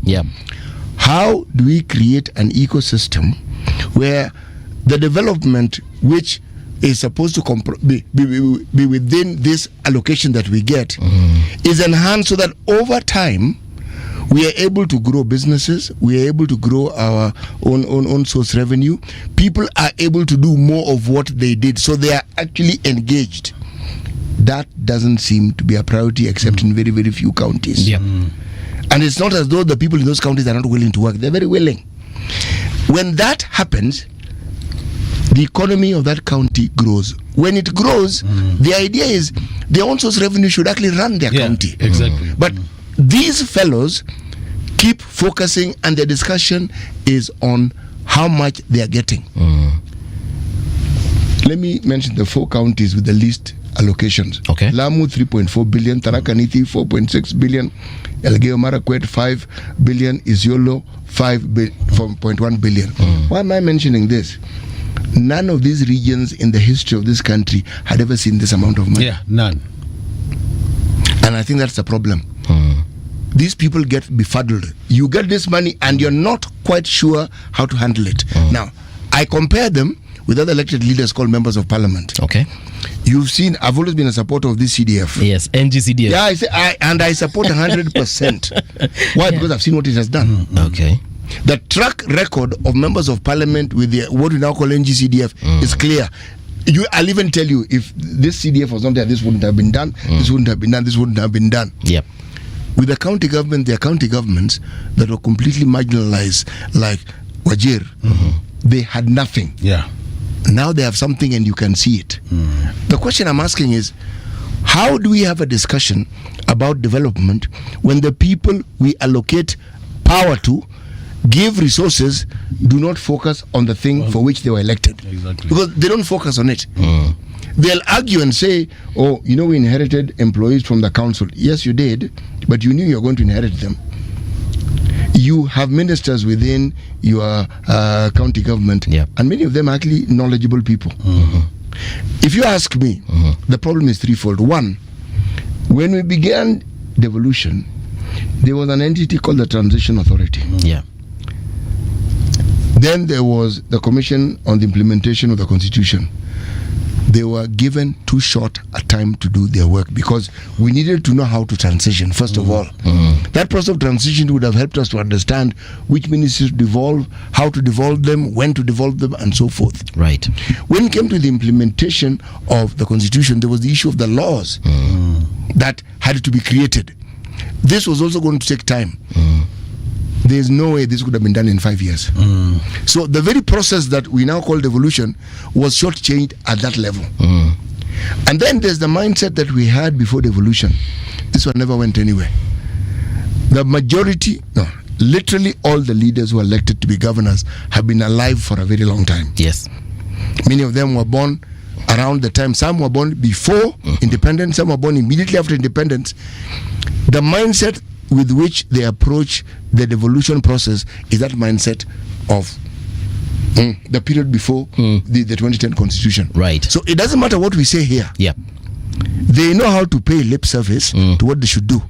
But when you look at what the Auditor General keeps bringing up, the audit queries, and then when we look at what they've actually done with the money, none of them, bar a few, are able to tell us how exactly they've utilized the billions that they have been given. Yes. And none of them has been able to tell us how, with the potential that their counties have for own source revenue, how it is, it always falls short. That they're not able to tell us. And as you respond to that also, what do you think of the Council of Governors saying that they do not want to be audited because they're saying it delays service delivery? It's impunity. Yeah. I can't agree more with the city from what he's saying. Yes.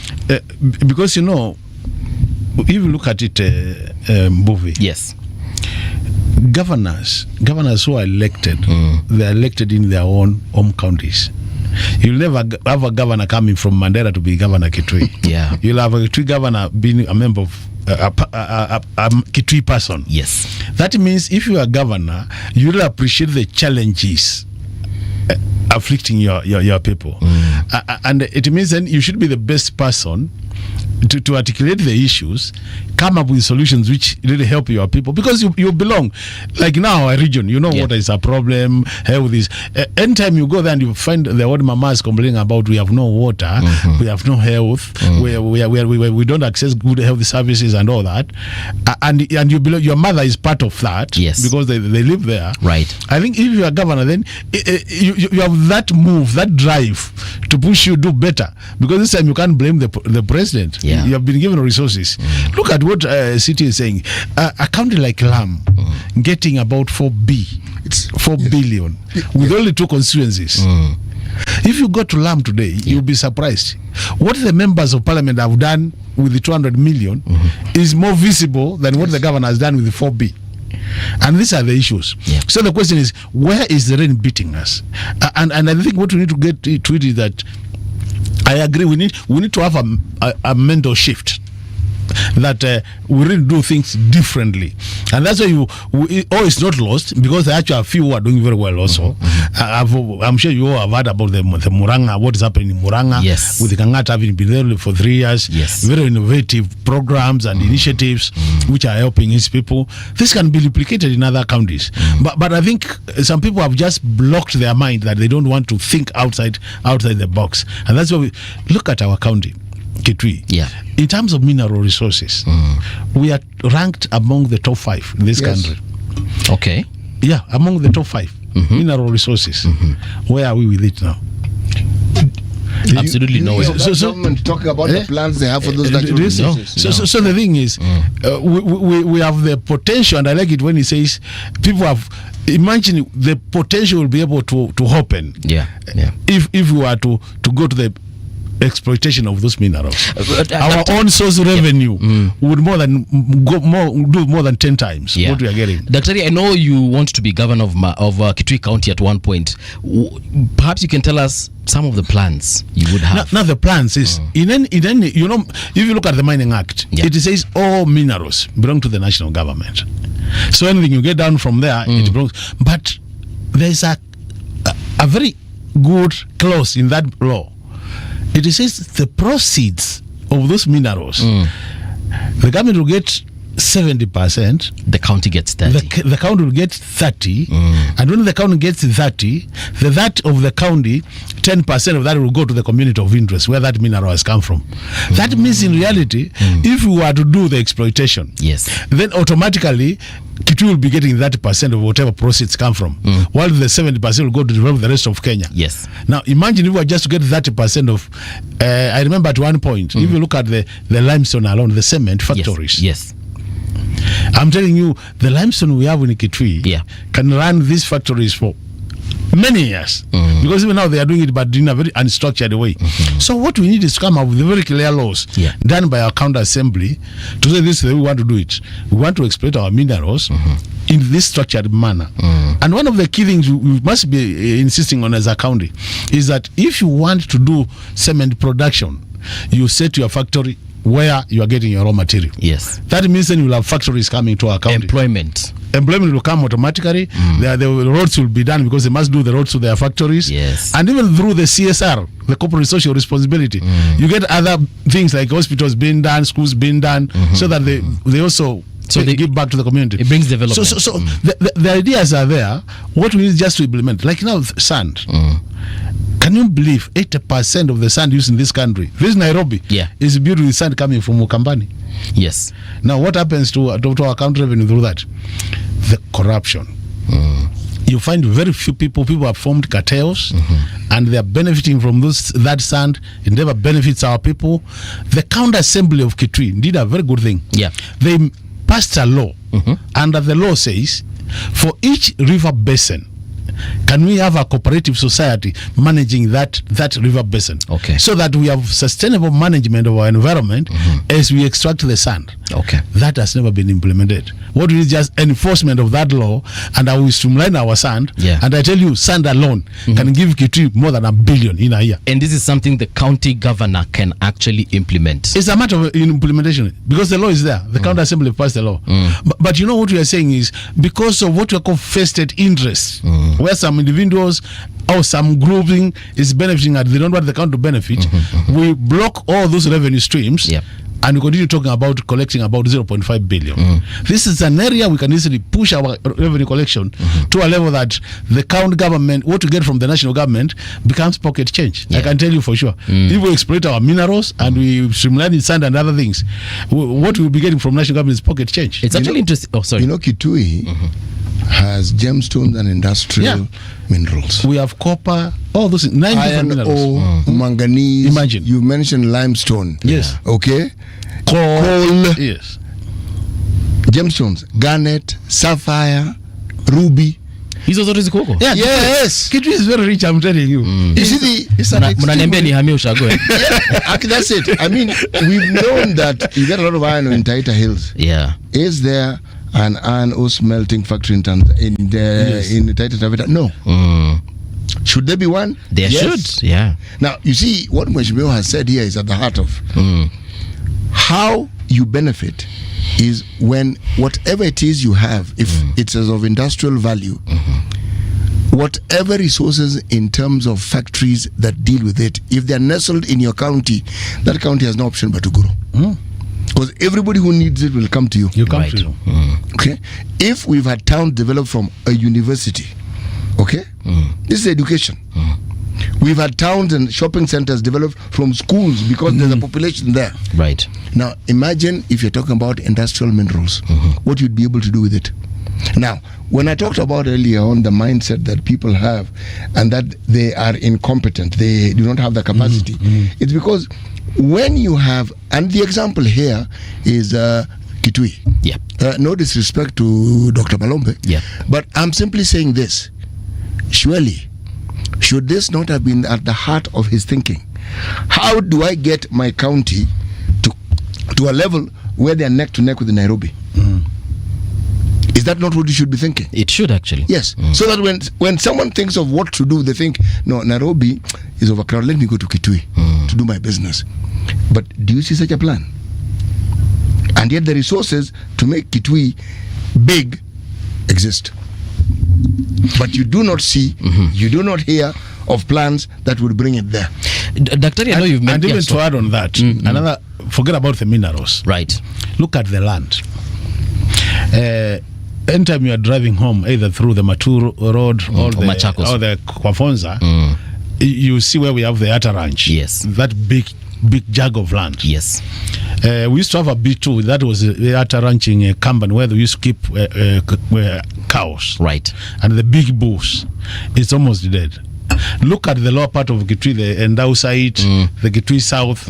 We have ranches where if we decided to keep goats, forget about even cows, goats. Can you imagine the demand for goat meat in the Saudi Arabia and the neighboring countries? We are not even doing 10% of the demand. You saw there's another Somali guy who is slaughtering about 1,000 every day for export. Yes. And he says he doesn't even have enough supply. He's supposed to do 1,000 every day. He can't get 1,000 goats every day. Imagine if we were to put our people into groupings and tell them our keep markets. goats. So once they keep the goats, our work is to provide transport so that we take to them the lorries which are already refrigerated, so that they slaughter at the source, put them in those lorries, bring them to this Somali man if you don't want to do it direct, and he boats for us. Another source of revenue. Money to our pockets of our people. And as we do that, by the time they pass the Kitui town, we collect our levy as a county government. Oh yes. Talk about the airstrip that was recently renovated. Yes. How would that help that county? Now, the airstrip is there with us, and I think we need to be very innovative. Okay. One of the things, maybe, I don't know, we could talk to the airlines in Wilson. If we got just somebody to agree to be doing a trip twice in a week to Kitui. That might, because I imagine when I enter my drive home, I spend about 15,000 at return journey fuel. How far is Kitui from Nairobi? It's 160 kilometers. Imagine. It's 25 minutes flight. 25 minutes. So if I was told to pay a return ticket of 9,000, what I'll do, I'll station one car home, and I'll be flying to Kitui every weekend and back. So unless we do that, this airstrip is going to be a good warming ground for our goats and cows, because that is what it was before, and we'll use it for crushing our maize and beans when they dry. But I think we need to think outside so that we make it. The other thing, we could also think about including in the circuit for coastal tourism. So that we because we have our magic rock where we say if you go 7 rounds the city Nzambani, you can change your agenda. Your agenda. You go 7 times and you change your agenda. If I do what 7 times? If you go around it 7 times. We have a rock called Nzambani rock. Why would I go around it 7 times? For you to change from male to female. If you want to change. So if you are tired of being a man, so that's a tourist attraction. So it's one rock, but it's very huge. You can't even go. So what we can do, CT, we can do a tourism circuit where you have a tourism living in Wilson, they land Kitui, we take them to Zambani, and from there we push them to Savo East. And they are in Savo. So the airport becomes more, the airstrip becomes more active. So there are good plans, and I think that's what I would encourage our county government to start thinking now that now it has been done, because I think since the Mashunjan day, when we had a lot of small aircraft landing, I don't think whether since then another has landed. So we need to but there's a question. You see, like people talk of Kisumu Airport, but there's an airstrip of sorts in Homa Bay. Yes. Now, there's another in Viga, right? Yes, there's one even in Kitale and even in Kakamega. There's even one in Isiolo. There's one in Marsabit and so forth. They're all over the place. But the thing you need to bear in mind, if you look at the one in Wajiro Mandela rather, the number of flights from Wilson that go there per day are very many. But it's because people want to fly there. Yes. If you look at the flight that lands you in Homa Bay, my people like to fly, so they fly there. Yes. There are times you will only know the interest if that service is available. Yes. Okay. Because people will do the maths and they'll figure. Yes. How much am I saving? Yeah, it's much easier for me to fly. But it brings us to this important point. Are the people willing to embrace development? Because when development comes, it comes with very many changes. Yeah, many changes. No, they actually, I can tell you for sure, if you visited Kitui 20 years ago. I have visited Kitui. And if you visit today, you see devolution has also done a lot in terms of developing the town. The town has developed. We've pushed our, for now we have very good hotels in Kitui, because I can tell you for sure we accommodated Mashunjande and it was heavy, and we were able to accommodate them within the town without really going outside the town. So we have good hotels. So what we need to do is just to have what I would call networking, proper networking, so that these many people who travel, as you are saying, there are those who travel to Omambe, there are those who go to Masai Mara. If we just got a way of making sure that we sneak them to Kitui, so that Kitui becomes part of it, it would be a very active airstrip. It would, but there's a question I want to ask. Huh? Given that I'm a student of history and I love studying history, one of the things that I find strange, the Kamba Nation are not a noisy people like mine. No, they are not. We are not noisy. No, us, we are fairly noisy. We are fairly loud. But in terms of human resource, you have abundance. A lot of human resource. Yes. That's true. We have a lot of human resource. How is that utilized? Now, what has happened, and I can tell you for sure, because there's a small group, I don't know whether, Mbufi, you are aware, there's a group which has been formed called Kitui Dons. Our sons and daughters who are teaching in the universities have formed a group. It has more than 150 people, PhD holders. I'm not aware of in that county. And this group has he said PhD holders, bro. Yeah. So, fanya haraka umalize. Sawa. Nitafanya haraka. Yes. So this group, if you wanted any resource, could it be a water, could it be health, could it be road infrastructure, they are there. So you just need to take advantage of that group and you can get the best, what I'll call low cost technologies and strategies to develop Kitui. Because they are working all over the world, and they have, like the other day they were debating the issue, how do you provide water? And I was surprised. I'm an economist, I'm not a water expert, but I was surprised that what we call the sub-service dams, CT, would provide more water to our community than a bore. Yes, it would. And clean water and more reliable. Yes, and you do have water reservoirs. You see, do. With our rivers. Yes, you do. We can provide water to our people very cheap and reliably, so that we don't spend so much money pumping water and all that. Just a sub-service dam. I was surprised, and they were able to demonstrate that it is doable. And Governor Malombe has attempted to do, I think, a few of them, and they are doing wonders, I can tell you. You know why I'm saying this? I know of a gentleman who comes from your neck of the woods. This man's an electronic engineer. He's the one who made me understand. Me, I knew they were electrical engineers. Okay. So when he told me I'd study electronic, I asked, what's the difference? What does it do? He explained it. This man is an innovator. This is a man who made what you now call digital payments possible in the country. He's not sung and he's not spoken of, but he did, because he had a company that started doing this within malls, started doing it at the airport.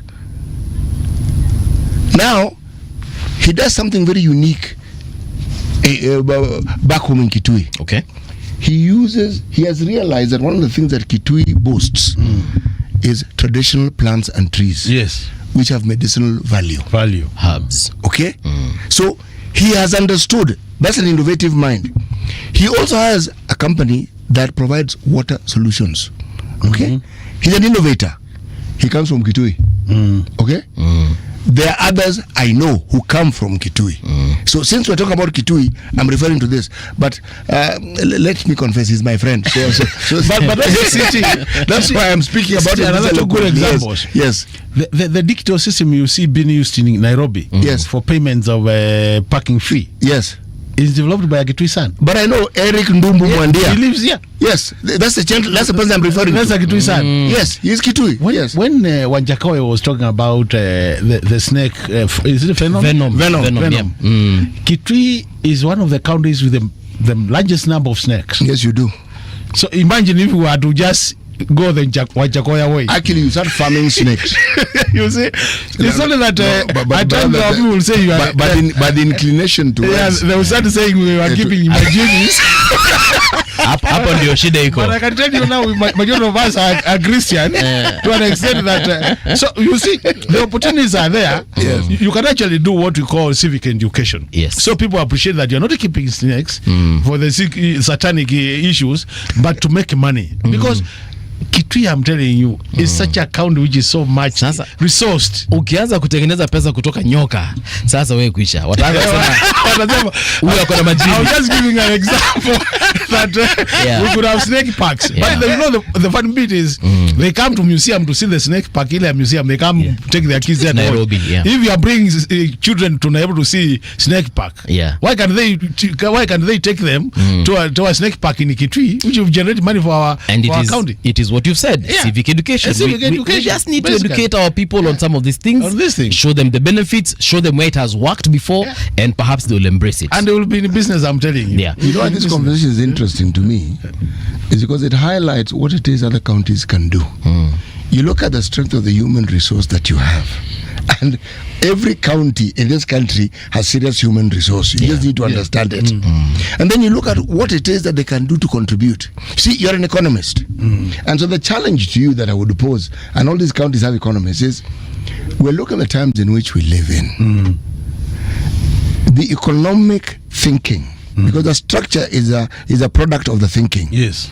That when implemented would bring about this desired result. Meaning every resource that is within that county is actually being utilized to grow the country. Because you see, what many of the people who steal don't understand, if you grow the revenue and you grow the economy, this money you're stealing, you can actually be paid that money through your honest work. Exactly. Through honest work. Because the money will be the money will be there. And I agree. You know where it gets wrong at the national level is we have two components. We have the planning component and we have the implementation bit. Okay. The planning component, what it does, it identifies what are the national priorities. So that when it comes to budgeting, you tie your budgeting to the national priorities. Now where we're getting it wrong is if you look at our planning component, if you go to the Treasury today, Honorable Mbandi is a minister for Treasury planning, that is economic planning and treasury. Yes. But you realize that the finance bit is the one which comes up always up completely. If I ask you who is the PS planning today, do you know him? No. But you know the PS treasury. Yes. We do. So you see, so we have left behind the planning bit. And I can tell you for sure, if you don't get it right planning, you'll never get it right in implementation. Okay. And that's where we have a gap. So you need to balance planning, so you have to do what you call budgets which are tied to the planning bit. Actually, so that the planning bit we need to push it slightly higher, and now that's the work of economists. The people who do the planning. So you realize now our economists are not doing much in terms of telling the country where should we go if we plant well, so that when we allocate the resources, then we allocate the resources to the right sector. That's where we have a challenge, and I think it is challenging us as economists. Can we come up and now push up that planning bit to a level where it will also be recognized the way we recognize the treasury bit. True. There's something you've been very vocal about, and this is the Computer Cybercrimes and Misuse Act, where you said the signing of the Computer Misuse and Cybercrime Amendment Bill by the government is a misplaced priority. While it claims that the bill is meant to protect children from exposure to harmful online content, the same government cannot provide essential medicines in our hospitals. What did you mean by this? Well, what I meant is this: the Computer Misuse and Cybercrime Act, because it's now an act of Parliament, was signed. And if you look at the reason why the amendments were done, because this act actually was a 2018 act, so we have now amendments for 2024 act, which is now amended its form. One of the things which informed the amendments was the fact that they wanted to stop the things like children having access to pornography, terrorism issues, and also this issue of abusing a lot of people all over the place using cyberbullying. Right. And I remember at one point our president saying that Kenya should thank him because he is now trying to protect their children. And I was just posing a question. If we are so keen to protect children from pornography and other harmful content in our systems, how come we are not that keen to ensure that the same children access school by providing capitation in the right amount and in good time. Okay. How come that we are not that keen to ensure that children, when they go to hospital, either through SHA or whatever mechanism, are able to access health services without delay? Because the Kenyans are saying we have no money. Yeah. How come that the same children we are trying to protect are the same children who end up being shot in the streets when there are demonstrations? Okay. And to make it worse, we even say we can have them shot at the lake. You can shoot them kwa mguu. You see? So to me, I was just doing that analogy and saying that based on that analogy, then automatically the bill was not, the main objective of the bill was not children. Okay. The main objective of the bill was to gang something else. Kenyans from expressing their rights in terms of freedoms of expression. Yeah. And that is applicable to individual level and applicable even to media houses like what you are. Yes. Because you remember they were saying they can just look at your website and decide today this website is promoting this, and they block it or they close it without even going to court to determine whether it is genuine or not genuine. Right. And that was opening a room for misuse of our democracy. Abuse of our rights. Okay. And that's what I was now trying to drive by that. You were in the parliament when these bills were being discussed. I was. What was your participation like? Now, what has happened, you know, parliament, we have what we call minority and majority. Yes. A few things have been happening in parliament, which makes it very difficult for any objective voice to be listened to. One of them is because of the numbers. Our democracy demands that the majority will have their way, the minority will have their say. So if you look at most of these bills, if you go to the Hansard, you realize there are members of the House from the minority side who says this is not good. Okay. But when it comes to voting, then automatically they lose it because it's a vote. Yeah. And once the vote is taken, then you can't say nimeonewa because that's a democracy. Right. And that's why we are saying what you normally do is when things like this happen, you can only advocate that now somebody goes to court or the coalitions go to court, because now the only way out now would be to go to court, so the court can say some of these clauses are unconstitutional. Right. And I want to thank our courts because they have actually put some stops to this by saying this cannot be applicable now till it's subjected to the court scrutiny. So basically that's what's happening in our parliament, and it's no longer a secret. I know Mbuvi and CT. Yeah. I'm a parliamentarian, and I've said I've been in parliament now. This is my third term. I've been in the 11th parliament, 12th parliament, and the 13th parliament. I can confirm to you 13th parliament has been captured by the executive. CT has always asked, how are they captured? They are captured in this way. They are captured in this way, whereby anytime a bill comes to the House for discussion, yes, the majority side, which is now mostly the government side, yes, because they belong to the same coalition with the president, okay, would normally get instructions from the executive. This is the way we want to move as an executive, and on the basis of that, this is what is expected of you when it comes to voting. On that note, you lose the voice of reason, that they are no longer independent to say we don't think this is good for the country, and because of that we are voting no. So that independence to make an independent decision to determine whether a law makes sense or not, you lose it. The other thing is it's no longer a secret that even the way business is conducted in the House, you saw the privatization bill, we were complaining. Oh yes. Because there was another paper which was saying today we are debating this, and about 3:30 you see a supplemental paper saying we are now sneaking in another bill, we are discussing privatization bill. So we ask ourselves, how come we could not give us the normal, because the standing orders require 24 hours. Yes. And where you have a supplementary bill, 1 hour to the debate, so that allows members to reorganize their programs and also research on that bill. Okay. So also the way the House has been managed is also been, actually there is a bit of biasness in managing. You realize that things which are more controversial, the minority side, we are not hardly given a chance to articulate our position. When you say minority side, currently the minority leader is Honorable Junet, and he seems to be also in government. No, he's in government. It's not. He seems. He is. So basically, minority and majority are in government. Are in government. The leadership because us as Wiper and other few DAPK members, we are in the minority. But what has happened, instead of allowing the leadership of the minority to be now to belong to those parties which are in the minority, they have taken a party which is already in the majority and given them the minority leadership to pretend that they're the minority, and that's where the confusion comes in.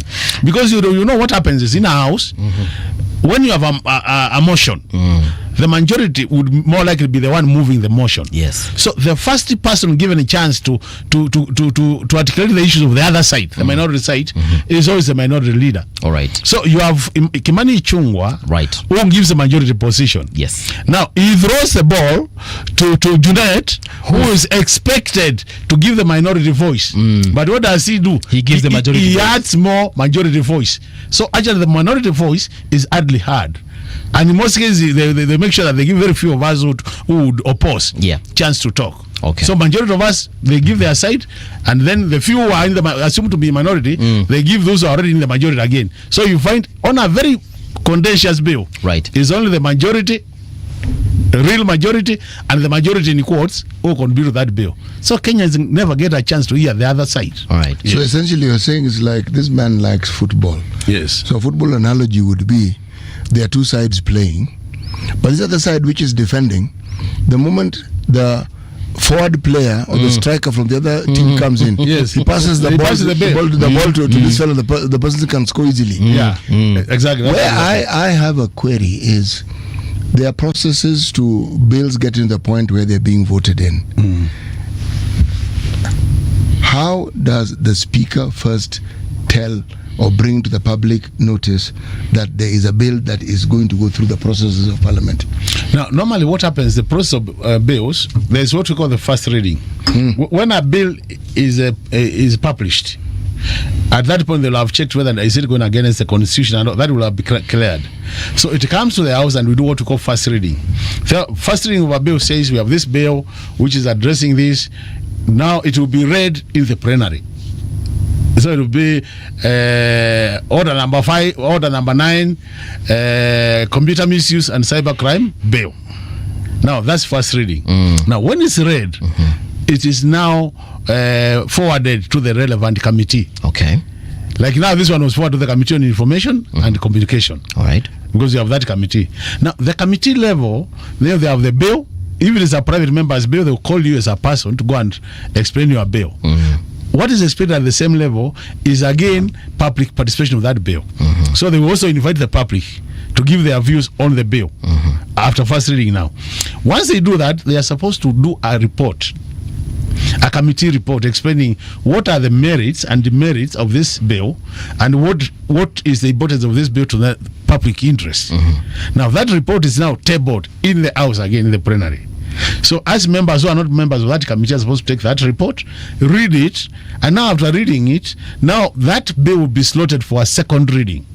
Now when it comes to the second reading, now that is a debate. That's where now you give members chance to debate. Okay. Now what happens is if you are a smart speaker or a speaker who doesn't want fairness, you can only decide to give members, because the power or the authority to give a member to talk lies with the speaker. Yes. So you're essentially telling us that, again, if I use a football analogy, one side has the referee playing for them. Exactly. So it can come, a bill can come, and the speaker just decides to give the other side all the chances. Yeah. And you can do nothing, because unless you are told now it's your turn, Makali Mulu, can you speak? I can't. So normally these are some of the, so after second reading now, that is after debate. There's now a third reading where you go clause by clause now to make sure now that's where the lawmaking is. Yes. You read a clause, say this is passed. So after that, now it is taken to the president for assent, and it becomes now an act of parliament. So it's a process, but you can also manipulate this process if you want to make sure that the other side, the voice of the other side is never heard. That's why you see at times a bill would pass and you see members walking out of the house to the press to give a public to talk to the press, because their voice has not been heard in the house, so they tell Kenyans what they think outside the house. Okay. So City, you've understood how parliament is captured? No. Okay. I haven't, because I'll tell you why I'm saying I have not understood how it is 10 captured. seconds. The people who elect you are not the executive. By the time the executive talks about parliament being bribed, yes, something is afoot. You accept to be bribed. Exactly. You can't be bribed by force. Okay. But you know, there is members of parliament who sit there. So if Makali Mulu is bribed, and I don't anymore talk about the voice of Kitui Central, then I've lost the Kitui Central people. They have no voice in there. Yes. Yeah. Mheshimiwa, thank you so much for coming. Thank you so much. We wish you all the best as far as Kitui County is concerned. Yes. But before that, we invite you again. Yeah, sure. We have so many questions in regards to some of these things that we were discussing here, including development within our county. So we invite you to come back and have that conversation with us. No, most welcome. I like when we share. You know, it's a sharing forum. Yes. So we can share our ideas as we pick your ideas. Sure. The whole idea is we have only one country. We say this is the only mother country. We have no other mother country. So whether you're in the minority or majority, we belong here. We should make it better. All right. Yeah. Until tomorrow, folks, 6 a.m. bright and early, tunasema kwa heri.